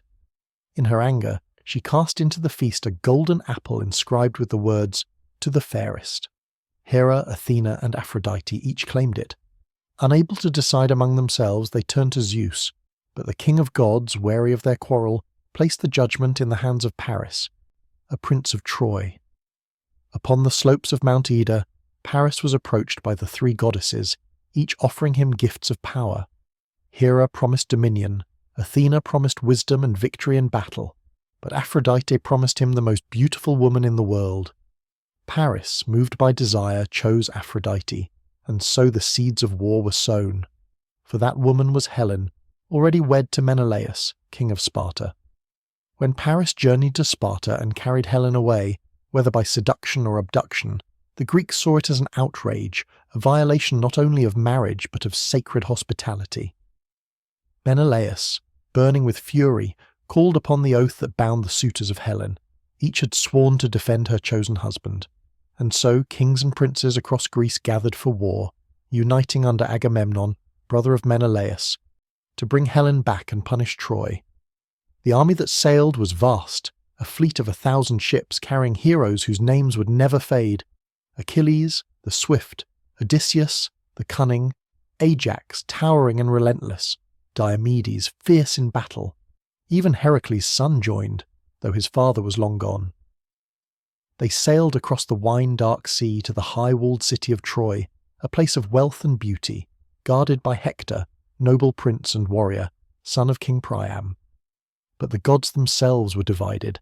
Hera and Athena, scorned by Paris, sided with the Greeks. Aphrodite, bound by her promise, stood with the Trojans. Poseidon, offended by Trojan arrogance, aided the Greeks, while Apollo, protector of Troy, fought for its survival.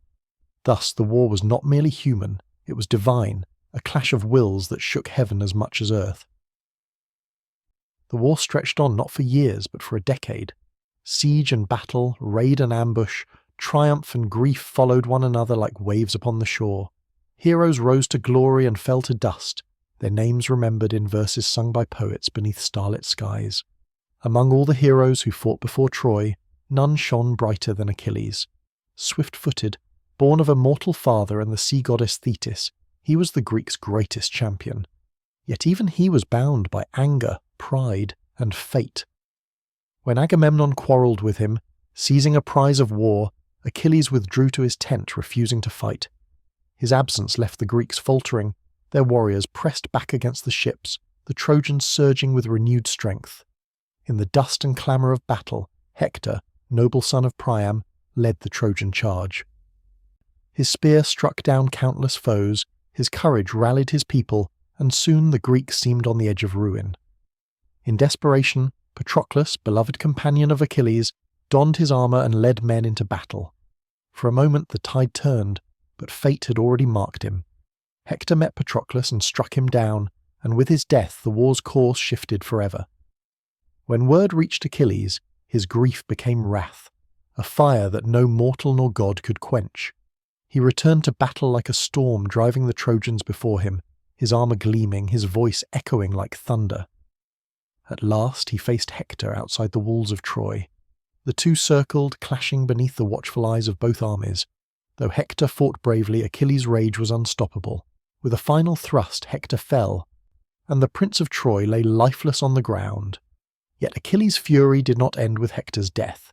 He bound the body to his chariot and dragged it around the walls of Troy, a sight that filled even the gods with sorrow. But in time, Priam, old and grieving, came in secret to the Greek camp. Kneeling before Achilles, he kissed the hands that had killed his son and begged for Hector's body. Moved by the king's courage and by the echo of his own father's face, Achilles relented, returning Hector to Troy for burial. In that moment even wrath softened into compassion, and the war paused for grief. But Troy's fate was sealed. Achilles himself would not live to see its fall. Struck by an arrow guided by Apollo, pierced in his only mortal place, he died as prophecy foretold, the greatest of warriors brought low by fate. The Greeks mourned, but their resolve hardened. They could not storm Troy's high walls by force, they needed cunning. And so Odysseus, master of stratagems, devised a ruse, a great wooden horse, hollow within, left as a supposed gift of surrender. The Trojans, divided in council, debated its meaning. Some, like Laocoon, warned them, "Beware of Greeks bearing gifts." But others, persuaded by fate and by the lies of Sinon, brought the horse into their city. That night, as fires dimmed and the Trojans slept, the warriors hidden inside emerged. They opened the gates, and the Greek army, waiting in the dark, poured into Troy. Flames rose, cries echoed, and the city that had stood for generations was undone in a single night. Priam was slain upon the altar, Hector's son was cast from the walls, and women were taken as captives. Only ashes remained of proud Troy, and its fall marked the end of an age. From this destruction, legends spread. Aeneas carrying his father on his back, guided by destiny to found a new city. Odysseus wandering for years across sea and storm before returning to Ithaca. Helen returning to Sparta, her face still the spark of war. The Trojan cycle was never a single tale. It was a constellation of stories, all circling around love and wrath, pride and fate. To the Greeks who told them, these stories were not just entertainment. They were lessons, reminders that even the greatest city can fall, that even the mightiest hero must bow to destiny, and that the gods weave threads no mortal hand can break. As the poets sang, and as listeners closed their eyes by the glow of firelight, the story of Troy became eternal. When the fires of Troy had fallen to ash and the cries of its last night faded into memory, Odysseus stood on a quiet strand and listened to the sea breathe like a sleeping animal, its dark flanks rising and falling under the moon, and he promised himself and the men who waited by the ships that the road would bend homeward now, not by roads of stone, but by waters and winds and patience. For Ithaca lay somewhere beyond the horizon, a small island of olive trees and simple hearths, and the steady light of a wife who wove and unwove her grief with every dawn. So they launched at first light, oars dipping in a rhythm older than the war, and the coastline of Asia fell behind them, and with it the weight of 10 long years. At Ismarus they came ashore among the Cicones, spent from their voyage and rash with victory. And they took more than they needed, as men do when hunger and pride tangle, and the Cicones rallied, and the surf ran red, a hard lesson that the gods do not favour those who forget restraint. So Odysseus drew his men back to the ships, and the wind bore them on, westward into an emptying blue. The days lengthened into a kind of trance, sun and salt and the creak of planks, until they drifted to a coast where the air smelled sweet, and the people offered a flower that tasted of forgiveness, a gentle oblivion that wrapped the mind like warm cloth, the lotus that made yesterday dissolve and tomorrow unimportant. And Odysseus, feeling the tug of that quiet, tied his men by their hands and drew them back to the benches, for home asked to be remembered and the flower begged to be forgotten. They sailed again, and the sea changed its voice. A deeper note under the keel until they came to a land of caves and steep fields, where flocks moved like clouds across the slopes and smoke rose in lazy pillars, and there lived the Cyclopes, great in strength and single of eye, not bound by counsel nor custom but dwelling apart, each lord of his own hill. In one cavern Odysseus found cheeses stacked like white moons and lambs penned in wicker, and his men begged to take and flee, yet his heart, curious and iron-laced, said wait for the host and his gift. And when the shepherd returned, Polyphemus, tall as a cliff and rough as cut basalt, hospitality turned its face away. The giant rolled a stone across the mouth of the cave and ate 2 men as a man eats dinner, without hatred and without haste, and night gathered. And in the dark Odysseus found that courage often begins with quiet work, so he offered wine sweet and strong, and the Cyclops drank until his voice blurred and his eyelid fell like a portcullis, and Odysseus told him, "My name is no one," and then with his companions he took the timber they had sharpened in the embers, and drove it into the single glittering eye, and the cavern filled with the smell of burned olive wood and the broken roar of a wounded mountain. In the morning they clung to the bellies of rams, silent as stones, and slipped past the groping hands at the mouth of the cave, and the sea wind met them like a friend. But pride again asked for a word, and Odysseus, standing at the stern, called his true name across the water, and Polyphemus, bellowing pain into prayer, reached for a father older than storms, Poseidon, shaker of the earth, and begged him to fold the road home into a long labyrinth, and the god listened, and from that moment every wave carried the weight of a curse.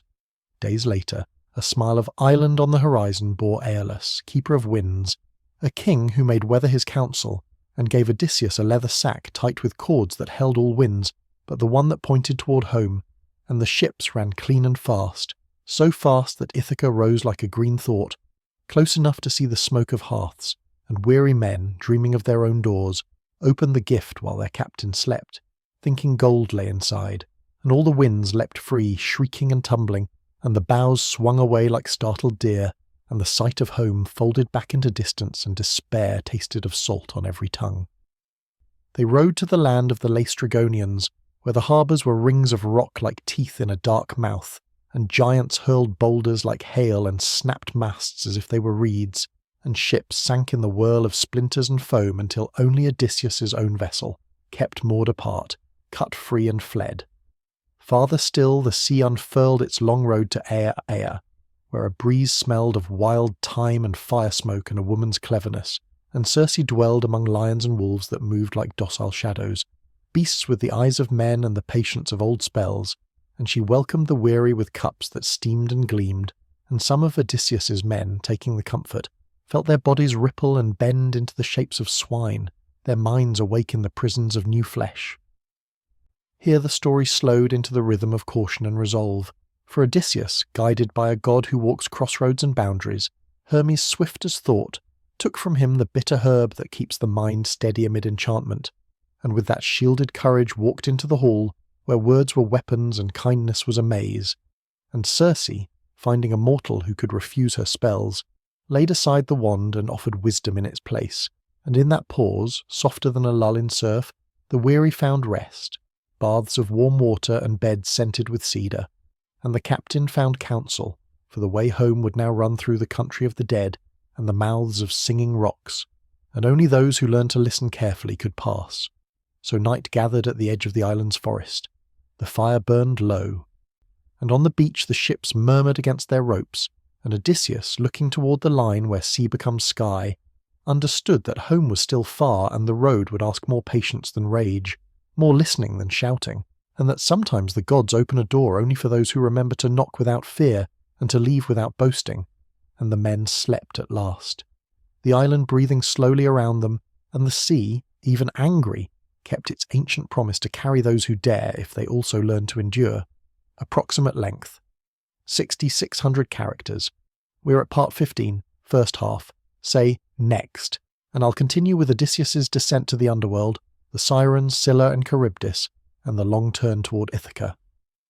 Odysseus did not linger long in Circe's halls, though the comforts tempted even the hardest men, for the goddess had warned him that to find his road home he must go downward, not forward, into the place where the shades drifted like smoke, the country of the dead.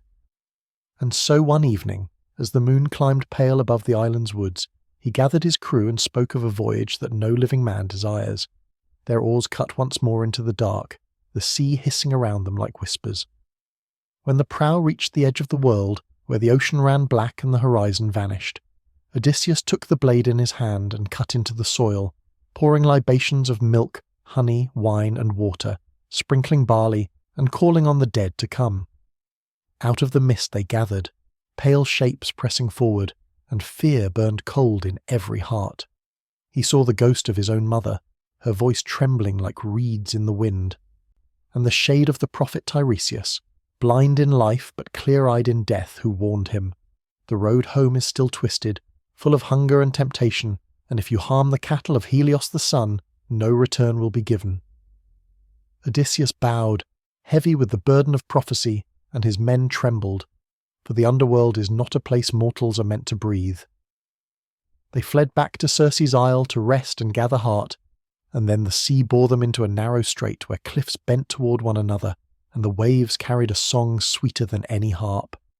The sirens waited there, their voices like threads spun of longing and memory, promising knowledge and beauty to all who listened. But Odysseus, forewarned, took wax and pressed it into the ears of his men, and had himself bound upright to the mast. As the voices rose like silver flame, he strained against the ropes, begging to be released, tears burning his eyes, for never had words cut so deep, but the bonds held and the ship slid past, and the Sirens' meadow was left behind in silence. Yet the strait held more trials. To one side waited Scylla, a monster with 6 ravenous heads, her necks like ropes of stone, her eyes bright with hunger. To the other roared Charybdis, a whirlpool that swallowed the sea itself and belched it forth again, tearing ships like driftwood.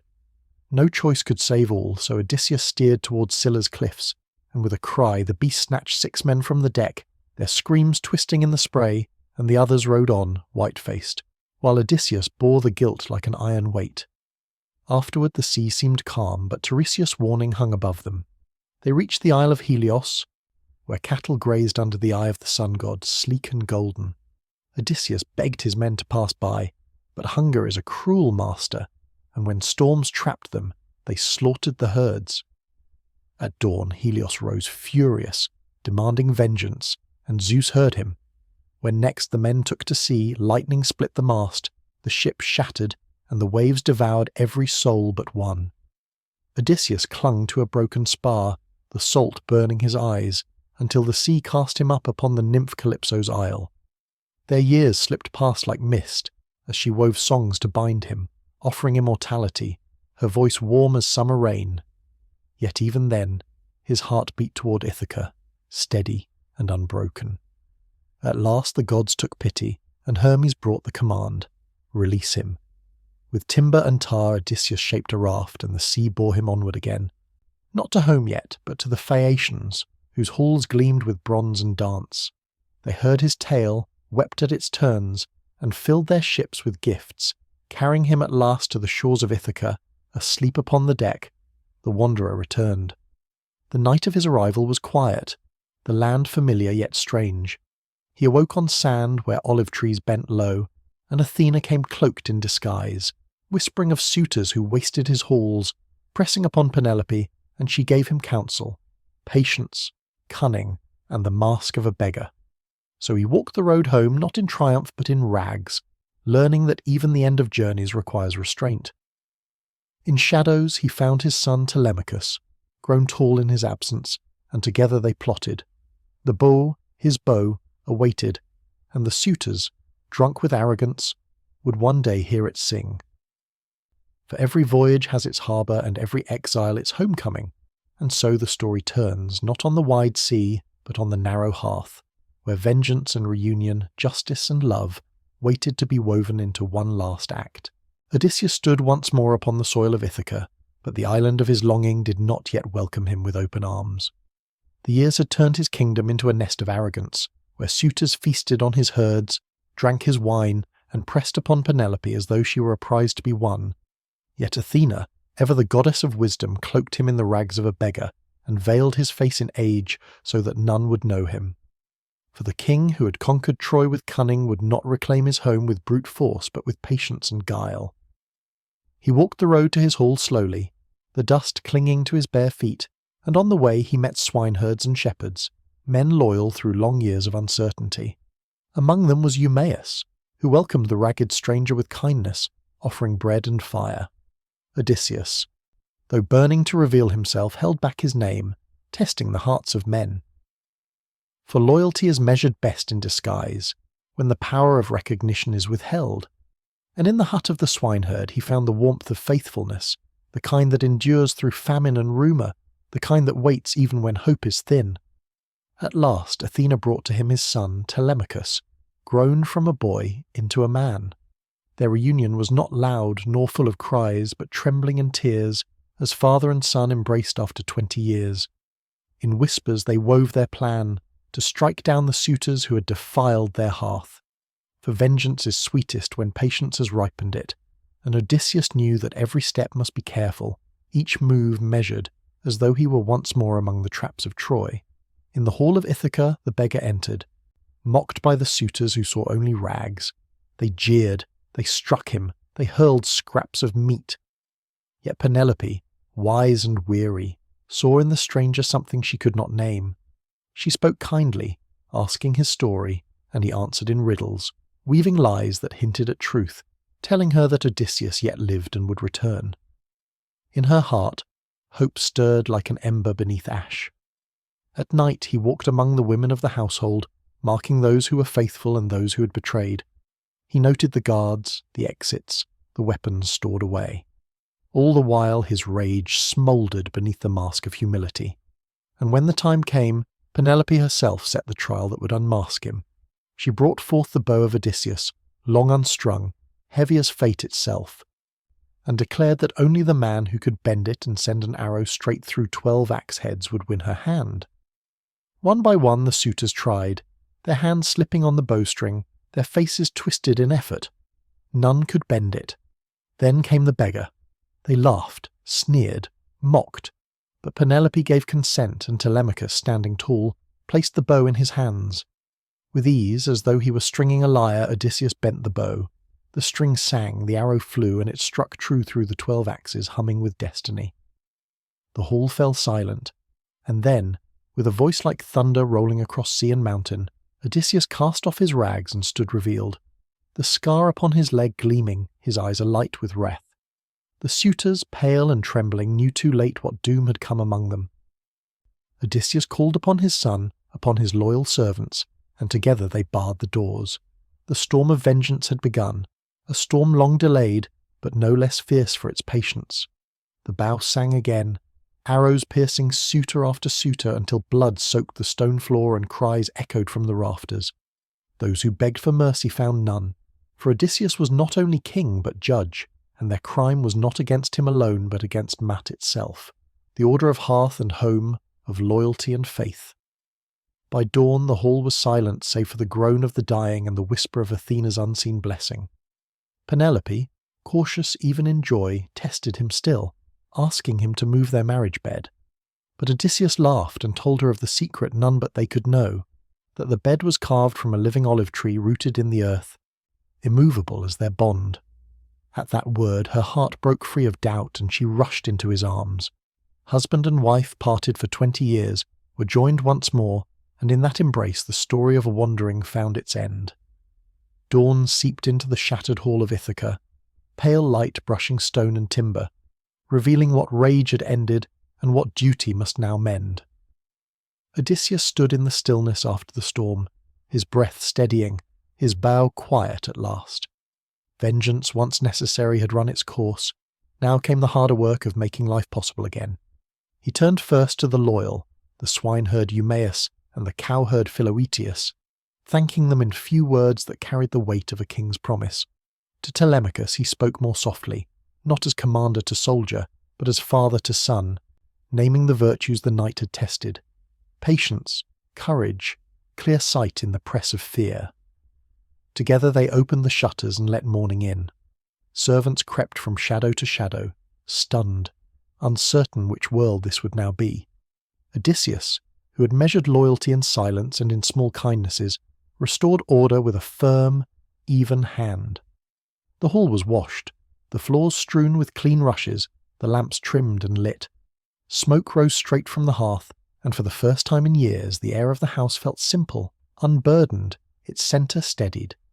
Justice had been harsh, but the point of justice was not to feed anger. It was to make room for peace. Penelope emerged, grave and composed, the uncertainty of years released but not forgotten. In the new quiet she and Odysseus spoke not of war or wandering, but of the small, durable things that bind a household together: grain, weaving, oaths kept, doors that close safely at night. The bed rooted in the olive trunk held the room like a remembered truth. Around them the house relearned its rhythm, bread kneaded, water drawn, tasks assigned, the day reclaiming its honest tempo. Yet beyond the lintel, the island stirred with a different kind of mourning. Families of the slain woke to absence, and absence has a voice. Messengers hurried along the paths, rumours wove like smoke, and anger, raw and directionless, reached for any shape that would steady it. Odysseus knew this tide would come. He could not keep Ithaca by walls or weapons alone. He would have to meet grief with clarity and turn rage into restraint. Before the island gathered its fury, he set out to the orchards where age and earth still kept a gentler order.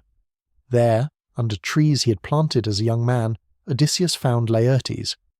The old king's hands were rough with soil, his back bent in the posture of patient work that spares the heart.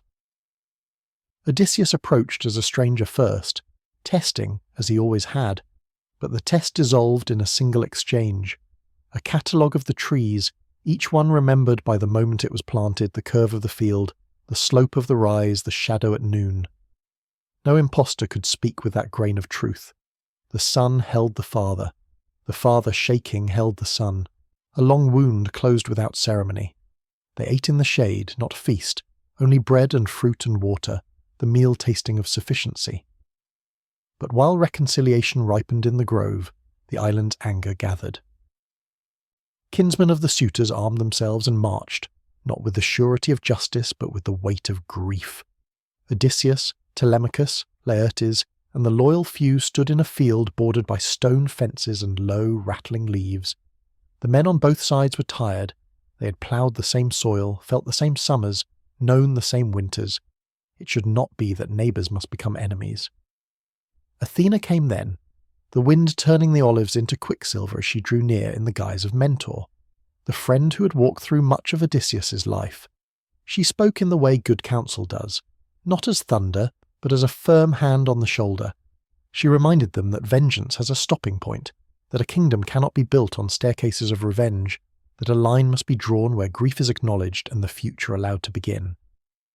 Above them Zeus answered with a single measured sign, a clear peal of thunder, not savage, not triumphant, but final. The field inhaled, spears lowered, words replaced shouts. In the hush that followed, Odysseus did not gloat. He offered terms that were not humiliation but boundary, restitution where it could be made, amnesty where rage had outrun reason, protection for those who laid down arms, firm justice for the few who would not. The men, who had expected the emptiness of perpetual fight, felt the relief of a path that led back to their homes. The quarrel broke like a wave on flat sand and ran off into the furrows. Ithaca chose to go on. In the weeks that followed, the island learned again the small binding ceremonies that had frayed and fallen away.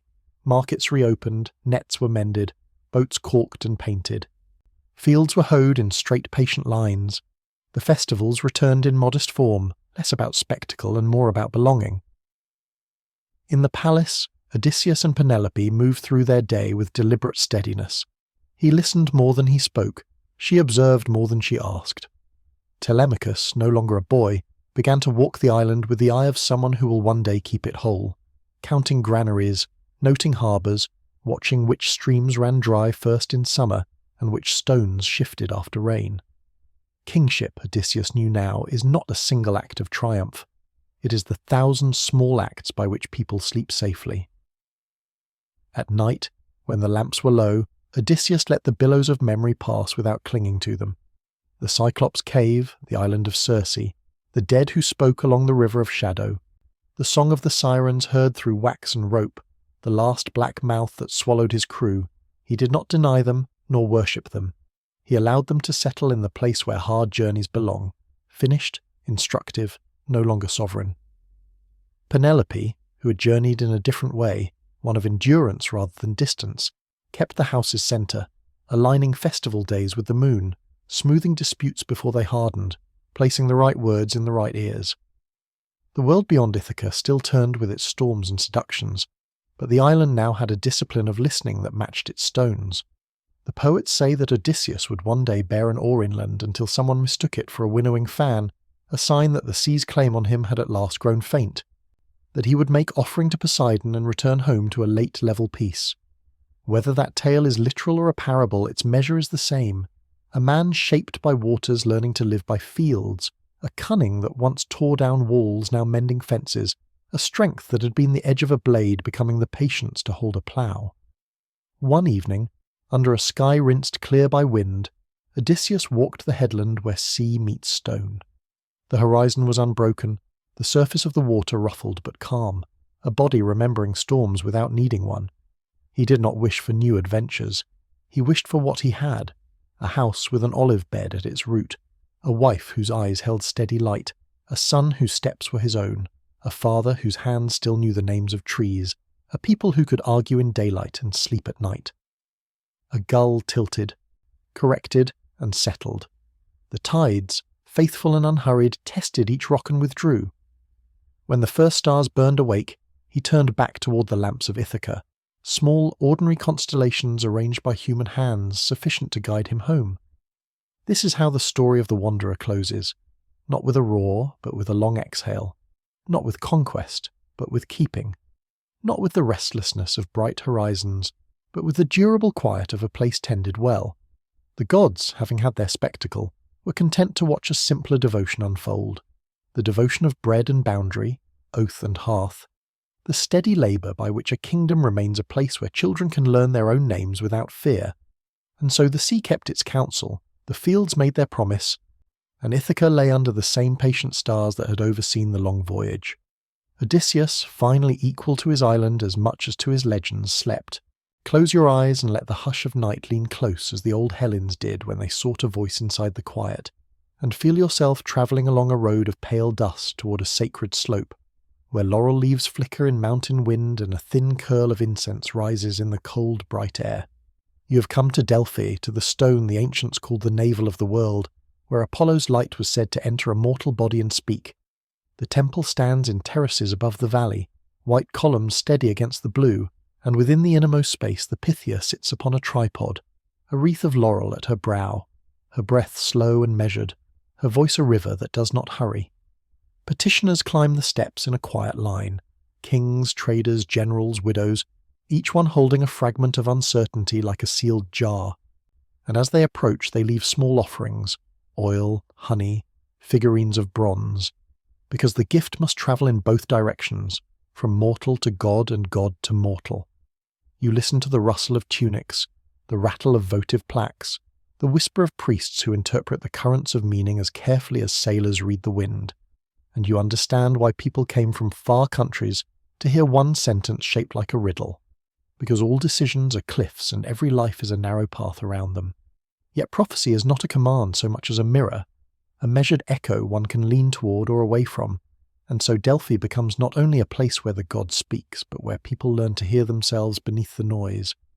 When the sun lowers, you walk north and west in your mind until you reach Dodona, older than many stories, where the oracles are not made of human breath but of leaves, the voice of Zeus travelling through an oak whose roots drink the earth's murmur. The sacred chains and bronze basins clink when breezes move them, sparrows startle from the branches, and the priests listen to patterns of sound as if each ring were a syllable. This is a listening that requires patience, the kind of attention you give to a loved one's heartbeat in the dark, a willingness to discover that meaning comes slowly, like dew forming on the rim of a cup. Continue on, gentle traveller, to the long road toward Eleusis, where the mysteries opened a second life inside the first. Here torches glow along the sacred way as autumn gathers, and the story of Demeter and Persephone is told not only in words but in movement, in taste, in breath. The initiates purify themselves in the sea, they drink the simple kykeon, they walk in procession with branches and song, and they enter a hall whose secrets were kept so strictly that no citizen would speak them even under threat. What can be said is only the outline.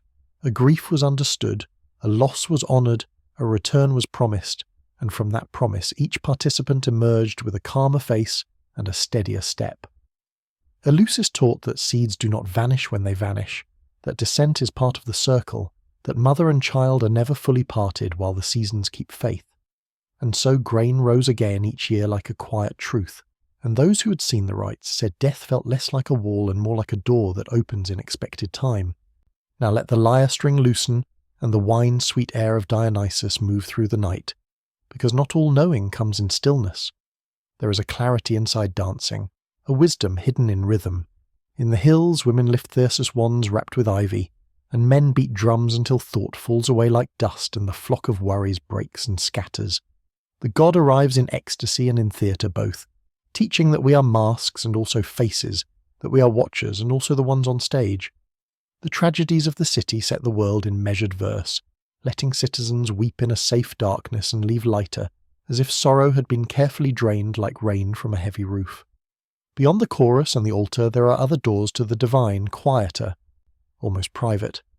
At Epidaurus, the temple of Asclepius receives the ill not with iron but with ritual sleep. You lie upon a clean pallet in the abaton, the sacred dormitory, and offer a small cake of honey, a coil of wool, a whisper of hope. Serpents of the god glide harmlessly along the floor, and somewhere between waking and dream the healer arrives, perhaps as a kindly physician, perhaps as a brilliant light, perhaps as your own mother speaking a forgotten remedy. At dawn you tell the priest your dream, and he listens with the steady patience of cedar, gathering hints and signs, prescribing baths, herbs, a gentle diet, a walk beneath plane trees. What a strange and tender medicine, to cure by listening, to guide by images, to ask the body to remember its own river.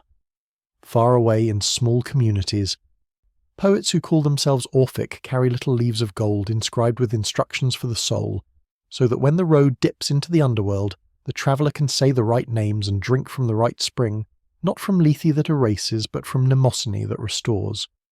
The Orphic hymn says the cosmos is a lyre and a serpent, a bursting egg and a silver mirror, and that music is the first language we forget, the last we recall.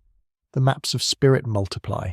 Hecate at the crossroads with torches and dogs and a moon slice bright as the edge of a blade. Hermes Psychopompos with winged sandals tapping softly on the threshold between rooms. Persephone carrying seeds in her palm like tiny stars. And though each name is different, the gesture is the same. Someone lights away, someone points, someone waits. In cities the calendar turns like a slow wheel. Panathenea with its woven robe raised to the goddess, Anthesteria opening cellars and memories, Thesmophoria where women keep watch over the buried things that must return. Every festival is a rehearsal for balance, every rite a way to hold the lid of chaos in its proper place. And if you listen carefully, you hear how the old stories teach civic virtues disguised as divine drama. Respect oaths because gods hear them. Welcome strangers because Hermes may wear rags. Feed the hungry because Demeter walks in dust and notes who leaves their door unlatched. The gods are immense, but they are also near, stitched into bread and rain, into the warm shoulder of a friend. And yet the Greeks knew even the clearest oracle leaves space around it, a margin for human choice, so that life remains a text you write in your own hand. Look up now and consider how these sanctuaries formed a quiet network over land and sea, a constellation of listening posts, each tuned to a different register of the same music. Apollo's bright string, Zeus's tree-deep murmur, Demeter's patient ground, Dionysus's sweet thunder, Asclepius's healing breath.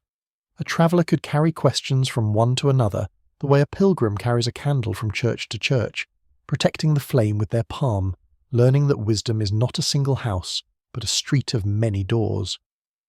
And when night grows thick, you find yourself upon a ship gliding through the Saronic Gulf, water tapping the hull in even syllables, stars anchoring the sky where sailors draw Hera's peacock and Athena's spear, and the long spiral of a story that began before you and goes on after.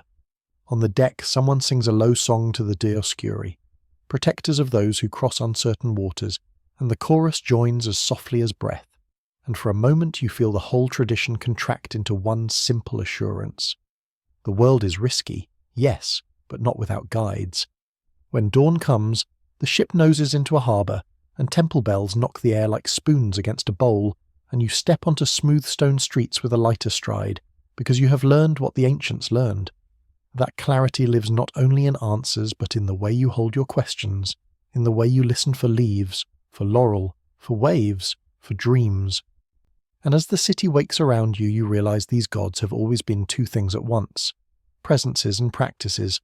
To honor Apollo is to practice measure, to honor Dionysus is to practice release, to honor Demeter is to practice return, to honor Asclepius is to practice attention.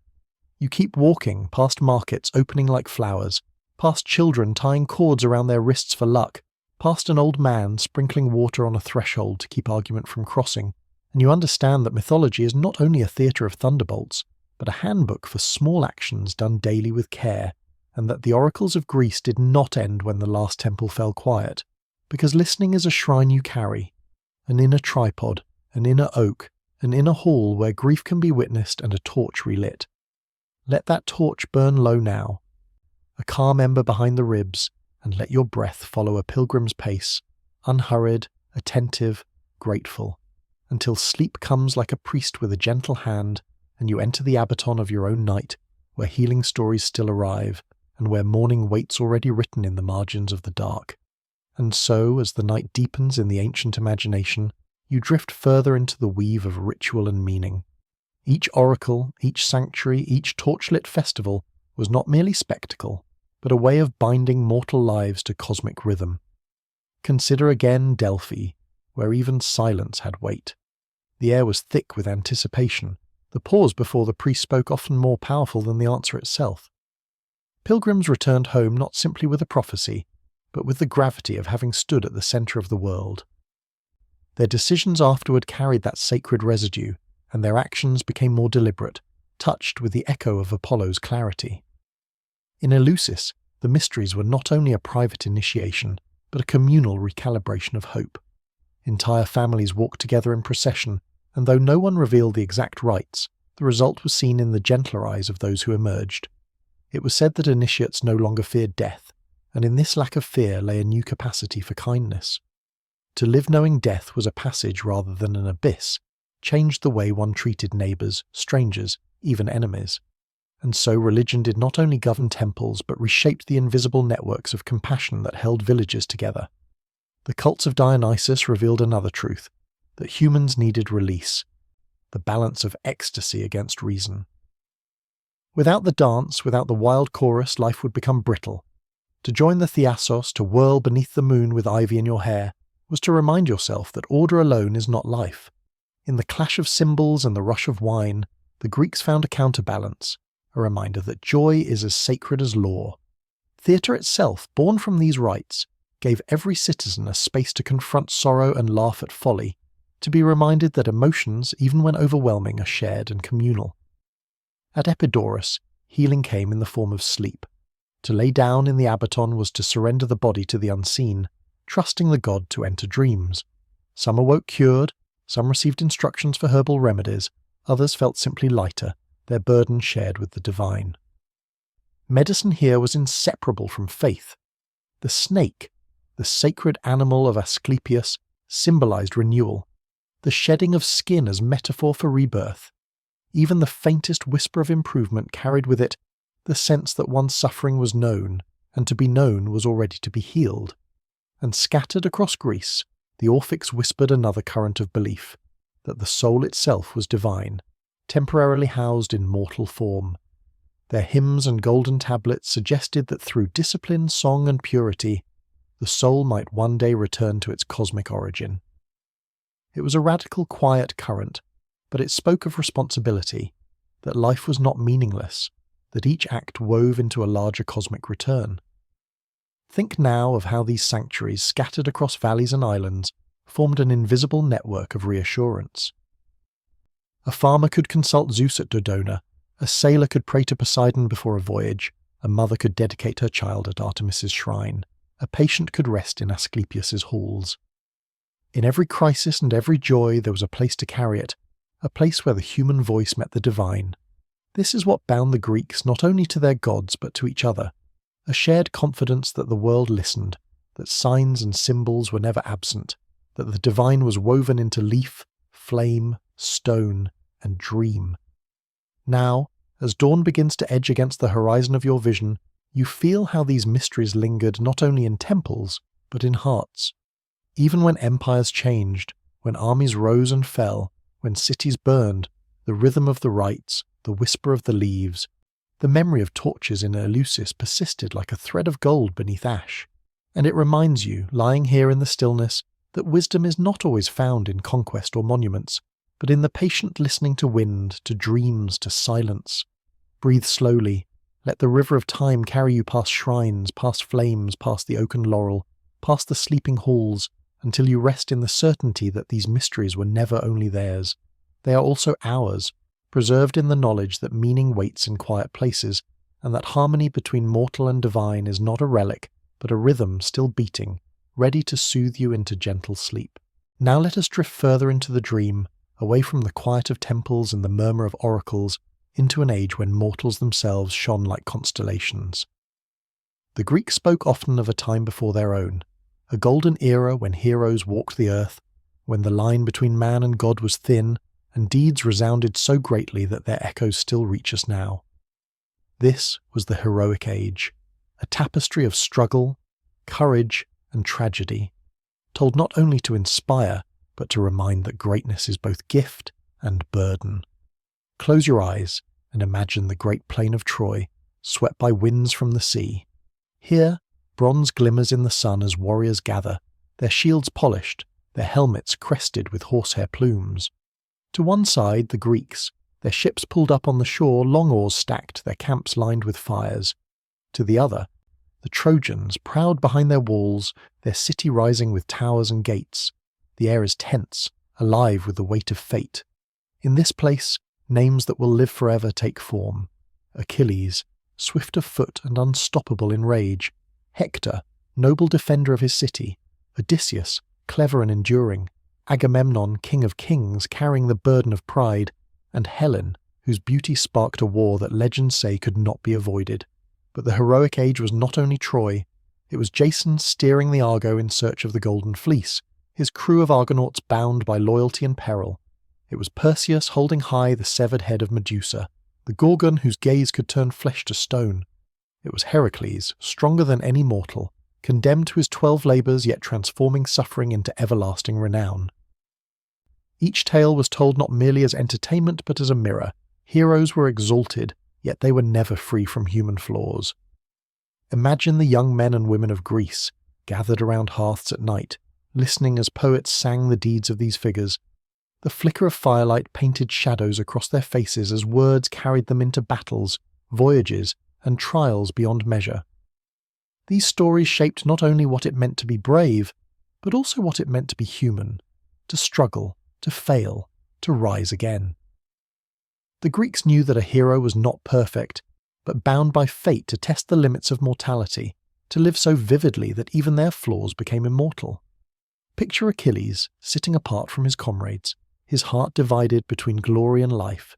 He knows that to fight is to embrace death, yet his name will never die. Hector, meanwhile, knows he cannot win against the son of a goddess, yet he steps forth anyway, for to retreat would dishonour all that he loves. In their clash, we see not merely war but the essence of human choice, to step forward despite knowing the cost, to honour something greater than fear. The heroic age was also woven with journeys. Think of Odysseus, far from home, tossed by storm and tide, longing only for the sight of Ithaca's shores. His trials, Cyclops' sirens, the wrath of Poseidon, were more than obstacles. They were reflections of the human spirit's endurance. His story became a symbol that life itself is a voyage, full of distractions, dangers and delays, yet always guided by the pull of home. Now imagine Heracles, muscles straining as he wrestles the Nemean lion, its hide impervious to blade. Imagine him cleaning the Augean stables, a task meant to humiliate, yet accomplished through cleverness. Imagine him holding the sky for Atlas, for even the strongest of mortals must sometimes bear the weight of eternity. And finally, imagine him ascending to Olympus, his labours completed, his suffering rewarded, his humanity transformed into divinity. His life was both torment and triumph, a lesson that endurance can make even mortal pain radiant. The Greeks did not only hear these tales, they lived by them. The heroic age was a standard, a reminder that while men could not rival gods, they could still leave a mark upon the world so deep it lasted beyond death. To be remembered was to be immortal. To be sung in poetry was to never be forgotten, and so the poets, with their lyres and voices, became as vital as warriors and kings, for they carried the flame of memory through the generations, and as you drift deeper, let your thoughts settle on the truth within these legends. Heroes were not invincible. They were fragile, fated, and flawed. Yet it was in their struggle that they shone brightest. Their lives remind us that to live fully is to embrace both triumph and tragedy, to step into the arena of fate knowing you cannot control its outcome, but you can choose how you meet it. Now rest here in the heroic age, where mortals dared to walk with gods, where glory burned as brightly as sorrow, and where the stories became the pillars of Greek imagination. The winds of Troy still whisper, the oars of the Argo still splash in distant seas, the lion still roars on the slopes of Nemea. All of it lingers, eternal in memory, waiting for you to dream it again. Let the tale open wider now, the heroic age fanning out like constellations across a dark, tender sky. On the island of Crete, a young prince walks into a maze where the air is cool and smells of dust and chalk. Theseus carries a sword, but his truest weapon is a thread, a slender line of hope given by Ariadne. He moves slowly, listening for the scrape of hoof on stone, the breath of a creature half man and half bull. The Minotaur is terror shaped into flesh, yet terror can be met with patience and purpose. When the blow is struck and silence follows, Theseus does not shout. He gathers the thread and brings his companions back to the light, a reminder that sometimes courage is not the spectacle of victory, but the calm return from darkness with others beside you. Far away on the slopes above Nemea, Heracles has already wrestled the lion, but in the forests of Calydon a new hunt begins. Meleager lifts his spear, hunters string their bows, and Atalanta, swift and keen-eyed, moves with the ease of a wildcat. The boar charges, its tusks carving furrows in the earth. Arrows whistle, shouts rise, and in the chaos a single stroke lands true. The Caledonian boar falls, but the victory brings no pure joy, only argument and jealousy, and the fragile balance between honour and resentment. The Greeks understood this knife edge where triumph breeds trouble, where the prize is less dangerous than the pride it summons. Across the sky, Pegasus stamps and throws sparks. Bellerophon, hand on the winged horse's mane, learns that mastery begins with gentleness. Together they rise, air cooling against his cheeks, the world shrinking beneath them. The chimera roars flame, 3 mismatched heads twisting with hunger, but the rider aims steady and true, the monster falls. Yet later, when Bellerophon asks for more than a mortal should, when he seeks to climb too close to the home of the gods, Pegasus bucks, and the hero lands in dust. The Greeks watched this pattern with steady eyes. Hubris invites return, and every ascent demands the humility to descend. In a field of reeds a lyre begins to sing. Orpheus plucks the strings softly and the world pauses to listen. Stones tilt toward the music, trees lean closer, wild animals grow gentle. He descends to the realm of the dead guided only by song and love, asking for Eurydice back from the silence. The underworld relents, but the condition is simple. Do not look back until the light of day holds you both. He walks forward, each step weighted with trust, until doubt quickens in his chest and he turns. The sound that follows is not a scream but the dull collapse of hope. The path behind him is empty again. The Greeks kept this story close, a reminder that faith is an action as much as a feeling, and that love is strongest when it resists the urge to confirm itself too soon. The winds shift and the plain of Troy returns. Patroclus goes to the field in Achilles' armour, brave and glittering, not to seize glory but to steady a failing line. He falls beneath Hector's spear, and a tide of grief moves through the Greek camp like thunder. Achilles rises from sorrow and walks back into war with a fire that frightens even the gods. The walls of Troy echo with his steps.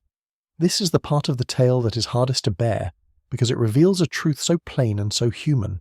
Rage can be righteous, but it always collects a debt. When Hector is finally brought low, the city holds its breath, and his family's cries are the measure of the cost. Later, under night's soft veil, an old king named Priam comes to the Greek camp. He carries no weapon, only the weight of a father's hands. He kneels before the man who killed his son and asks for the body. Achilles looks at him and sees his own father's face in the lines of grief. Something loosens inside him. He gives Hector back. The bard said that, in this moment, the world briefly remembered how to be gentle. It is not the triumphs that make the story endure, but the mercies. The heroic age is a web of journeys. Jason's oars dipping in time, the Argo's prow splitting foam bright as hammered silver.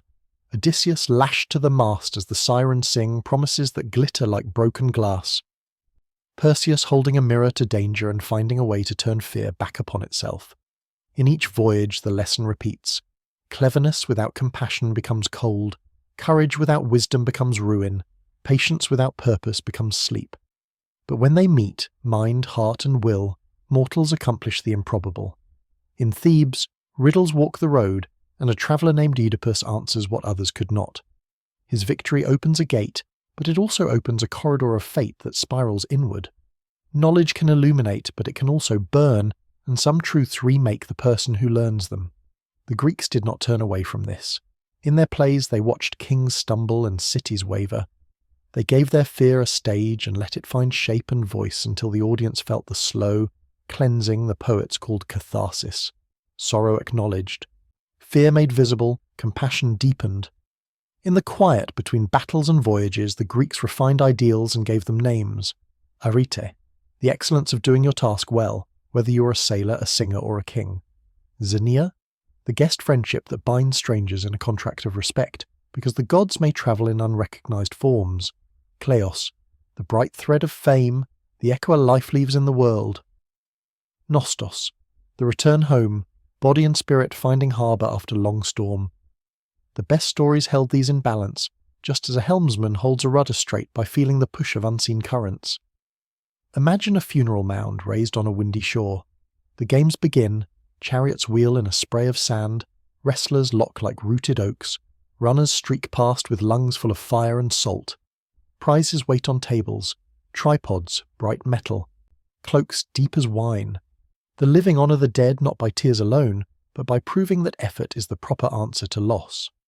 The bards stand nearby, lyres tuned, voices low, memorising every name and time and stumble, because nothing truly ends until memory releases it, and the Greeks were careful about what they let go. Once more the Trojan plain, not in rage now but in dusk. The shield of Achilles gleams, a world hammered into bronze. On it, a city at peace. On it, a city at war. On it, a field to harvest. On it, a vineyard to sing. On it, weddings and quarrels and dances and judges. The whole of human life caught as though in a drop of amber. The lesson is gentle and large. A single person can carry the world, but only for a while, and then it must be set down. The heroic age begins to fade. Heroes age, cities rise and fall, and the gods grow quieter. Yet the stories do not vanish. They pass into the care of poets whose names are woven into time, those who shaped epics like rivers and odes like sunlight poured into a cup. Temples keep small altars to heroes, where travellers leave garlands and honey and whisper thanks for safe passage. Boys learn to hold a spear and a line of verse with the same steady hand. Girls learn to keep a household bright and to carry a myth in their voice. The heroic age becomes a way of measuring courage in daily life, the soft answer to anger, the kept promise, the hard work done without witness. Let the music dim, but do not let it end. Attend to what the Greeks wished you to hear, that in the space between divine will and human choice there is room enough to live nobly, that the size of a deed is less important than the clarity of its purpose, that no glory is so bright it excuses cruelty, that no sorrow is so deep that it forbids kindness. If you listen closely, you can still hear the creak of oarlocks, the thud of sandal on dust, the quiet click of a needle through leather as a strap is mended before dawn. You can still see a mother's hand smoothing her child's hair as the camp settles. You can still taste the salted bread shared between enemies who have remembered for a moment that they are men before they are foes. These are the small lights that survive every storm. Now let the heroic age fold itself like a cloak and settle over your shoulders. Feel its weight, subtle, warming, lined with lessons. Achilles stands by a fire that is almost out and thinks of home. Hector, in another time, lifts his son toward a sun he will not see again. Odysseus watches a gull flash white over a black wave and thinks of a doorway, of a woman at a loom, of a dog that waits too faithfully. Heracles, at last at rest, is no longer suffering. Orpheus, grown older in silence, still holds a lyre, and though he will not sing tonight, the strings remember his hand. Let sleep come as the poet's final cadence, soft and clean. Let the names sink like pebbles into clear water and rest there, each story a ring widening outward in time. When you wake, you will not be asked to slay a monster or outwit a god. You will only be asked to keep faith with what you love, to choose patience over pride, to offer mercy when it is yours to give, and to carry your small share of light forward. That is heroism enough for any age, and it is the part of the heroic age that never ends. Drift now. The oars have stopped. The shore is near. A lamp burns just inside the door.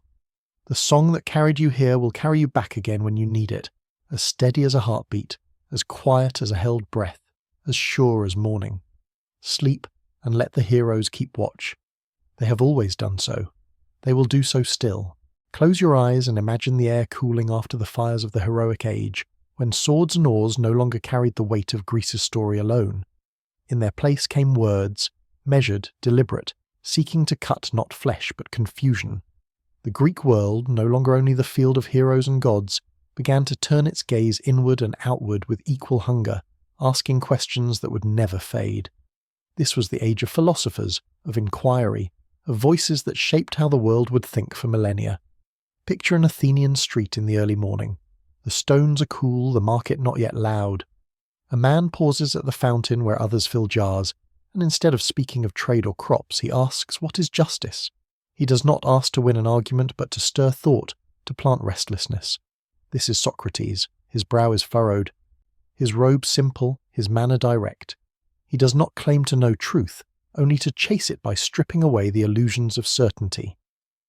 Around him, youths gather, some intrigued, some impatient, but all unable to shake the unsettling gravity of his questions. He tells them that the unexamined life is not worth living, and though his words bring him death, they also give birth to a tradition of thought that will ripple across time. Now imagine the quiet study of a man who listened to Socrates and turned questions into dialogues. Plato. He builds a school, the academy, where ideas are sharpened like blades. He dreams of forms beyond this world, perfect justice, perfect beauty, perfect truth, shadows of which we glimpse in daily life. In his mind, the world we touch is not the final one. It is only reflection, the cave wall flickering with light, while the true reality waits beyond, eternal and unchanging. Students gather in his garden, their voices threading through olive branches, pondering the soul, the state, the nature of knowledge itself. The world begins to understand that thinking can be as powerful as any spear. Beside him comes Aristotle, his pupil, yet also his challenger. Where Plato sees a realm beyond, Aristotle bends to the soil, the stars, the pulse of the body. He collects, observes, categorizes. He believes knowledge begins in the senses and must be built brick by brick into a house of understanding. He writes of ethics, of politics, of physics and biology, of how a seed becomes a tree and how a city becomes a community. His words stretch wide like the wings of a bird, and for centuries after his death they will shelter inquiry itself. But the philosophers are not only Athens. In Ionia, earlier thinkers, Thales, Anaximander, Heraclitus, had already asked what lies beneath all things. Water, said Thales. The boundless, said Anaximander. Fire and flux, said Heraclitus, for all is change and nothing stands still. These voices, fragments though they are, echo like the first stones of a temple, setting the foundations for all that followed. Imagine a world where myths still burn bright in the hearts of many, yet alongside them new questions are dared. Not who made thunder, but what thunder is. Not which god moves the stars, but what pattern governs their turning. The Greeks do not banish myth. They live with it still, but they begin to weave another thread, one of logic, proof, and wonder unshackled. Drift further into this age of thought and you will find other schools blossoming. The Stoics stand tall, teaching that peace comes from aligning one's will with the order of the universe, that freedom lies not in what befalls you but in how you meet it. The Epicureans, quieter, remind that happiness is found not in excess but in moderation, in friendship, in freedom from fear. And the skeptics ask whether anything can be known for certain, and if not, whether tranquility lies in suspension of judgment. Each school is like a city of the mind, walls rising in debate, gates opened by students, streets filled with the traffic of ideas. They do not destroy each other, for each is a response to life's pressing question. How should we live? Let yourself wander through these halls. In one corner, a student argues that virtue is knowledge. In another, a teacher demonstrates the movement of the heavens with a bronze sphere. Scrolls lie open, ink still wet, words catching light like seeds waiting for soil. The hum of discourse is steady, patient, enduring. And so philosophy becomes Greece's greatest monument, greater even than marble temples, for it builds not of stone but of thought, and stone can crack, but thought can travel across time. From Athens to Alexandria, from Rome to lands that Greece never saw, the ideas scatter like dandelion seeds, taking root wherever minds are willing. Now let the night deepen. Imagine yourself seated among them, listening as the voices blend. Socrates asking, Plato shaping, Aristotle grounding, the Stoics calming, the Epicureans softening, the skeptics humbling. Feel their questions brush against your own heart. What is truth? What is justice? What is the good life? These are not their questions alone. They are ours still, woven into the rhythm of thought itself. This is the legacy of the philosophers, not answers carved in certainty, but the courage to ask again and again, and to find in asking the truest form of wisdom. As the centuries unfolded, the philosophers' voices did not remain contained within their own cities.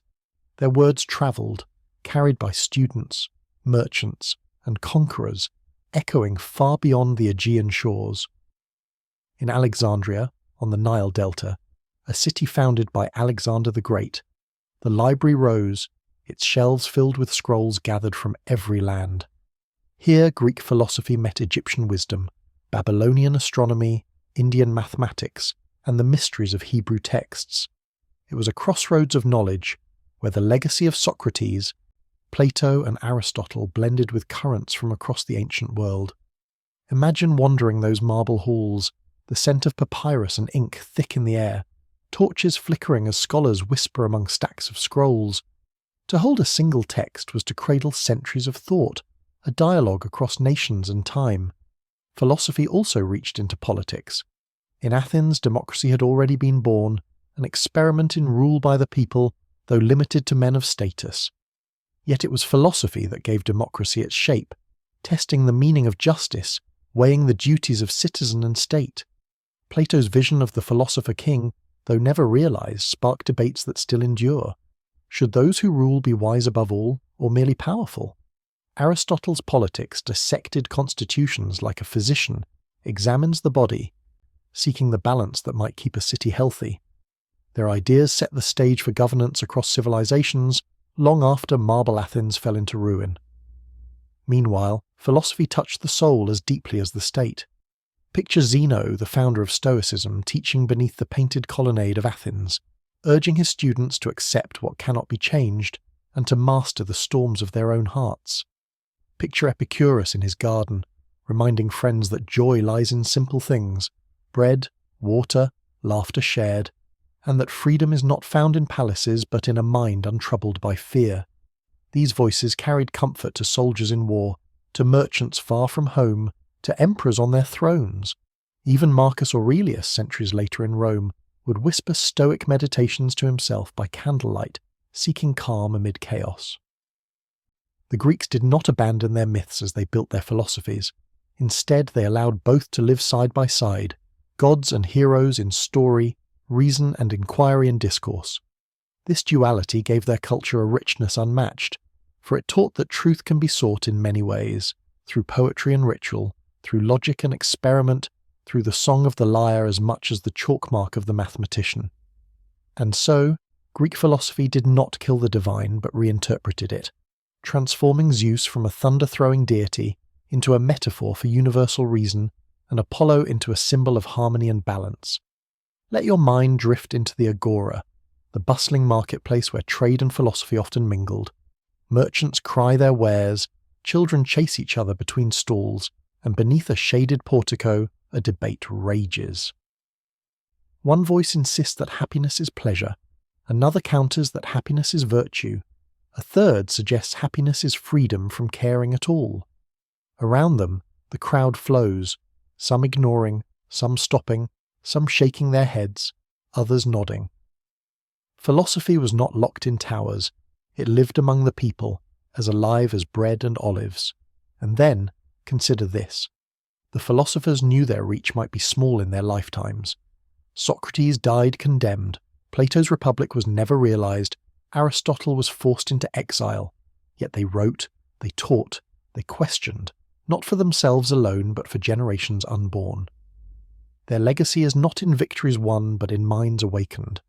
Even in failure they succeeded, for their true monument was not stone but the endurance of their questions.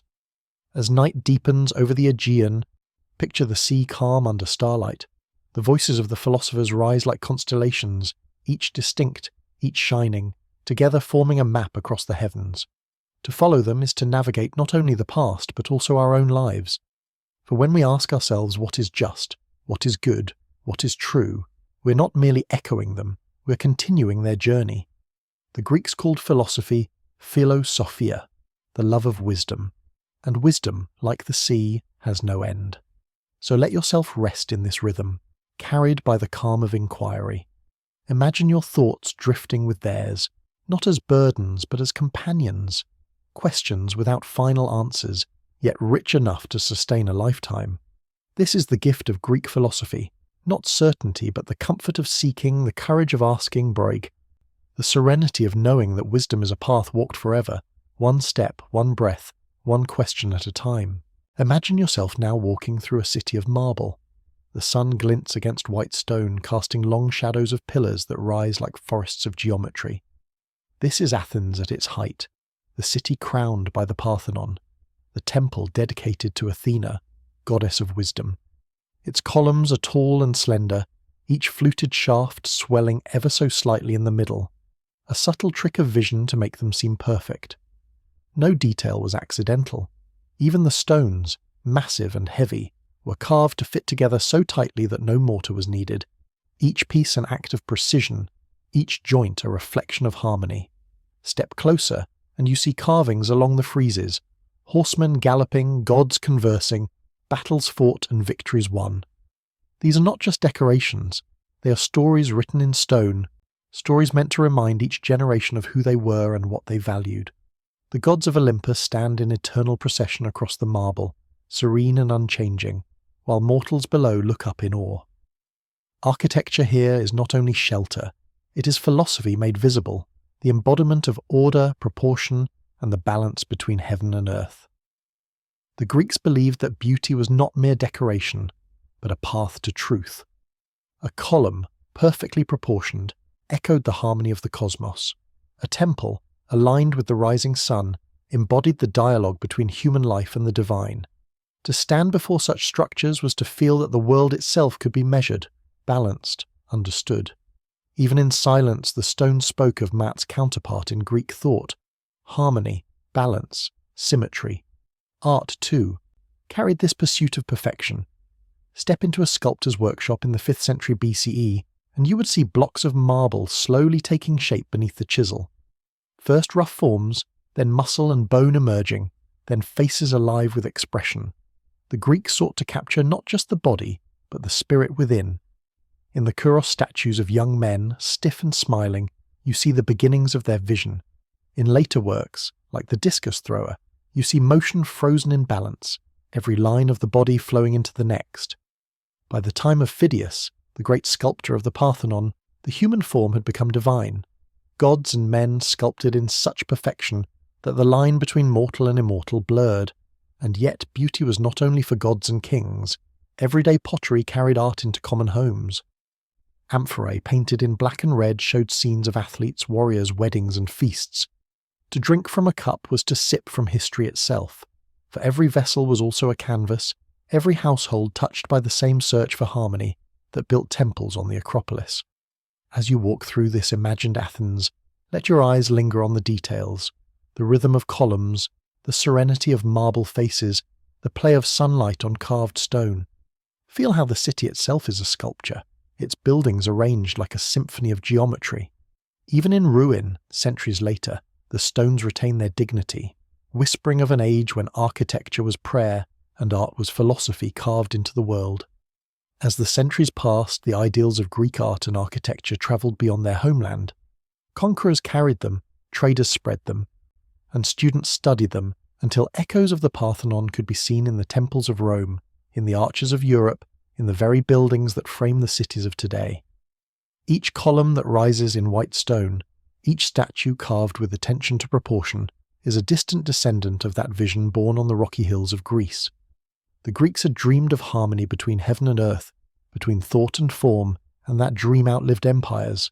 In time, many temples fell, their roofs shattered, their statues broken, their colours faded. Yet in ruin, they retained a beauty that no conquest could erase. Travellers in later centuries would stand among the scattered columns and feel awe, sensing in the silence that the stones still held the memory of their creators. Even when toppled, they whispered of ideals larger than life. Ideals that inspired Renaissance artists, Enlightenment thinkers, and architects across the modern world. The dream of symmetry, the reverence for proportion, the pursuit of balance, they still shape the way we build and imagine beauty today. But beyond the marble and the art, the true legacy of Greece lies in its belief that beauty and truth are intertwined. A sculpture was not just an image, it was an inquiry into the nature of humanity. A temple was not just a building, it was a vision of how the human spirit might stand in dialogue with the divine. Even their ruins, bathed in moonlight or kissed by dawn, still invite us into that dialogue, reminding us that life can be measured not only in years or empires, but in the striving for harmony that endures. Now, close your eyes and picture yourself standing at the Acropolis at dusk. The last light of day turns the marble a deep gold. The air is still except for a faint whisper of wind carrying scents of thyme and olive. Around you, shadows lengthen, and above you, the first stars appear in the wide Greek sky. You feel the weight of time, but also its lightness, the knowledge that civilizations rise and fall, yet their stories endure, carried in stone, in memory, in dreams. The myths of Greece, the gods of Olympus, the philosophers, the poets, the builders, they are all threads in the same tapestry, a tapestry that continues to shape the world even now. And as you drift into sleep, let that tapestry surround you. Feel yourself part of its rhythm, part of its harmony, part of its eternal story. Rest gently, knowing that the voices of the ancients still echo, not in thunder or command, but in quiet persistence, reminding you that beauty, truth, and balance never truly fade. This is the end of our journey through Greek mythology and legacy. You have walked with gods, heroes, and kings. You have sailed on seas of story and stood among temples of stone. Let those stories settle within you now, like stars finding their place in the night sky. And as your breathing slows, let sleep take you, carrying you into the dream of eternity, where myths and history blend, and where the legacy of Greece continues to shine.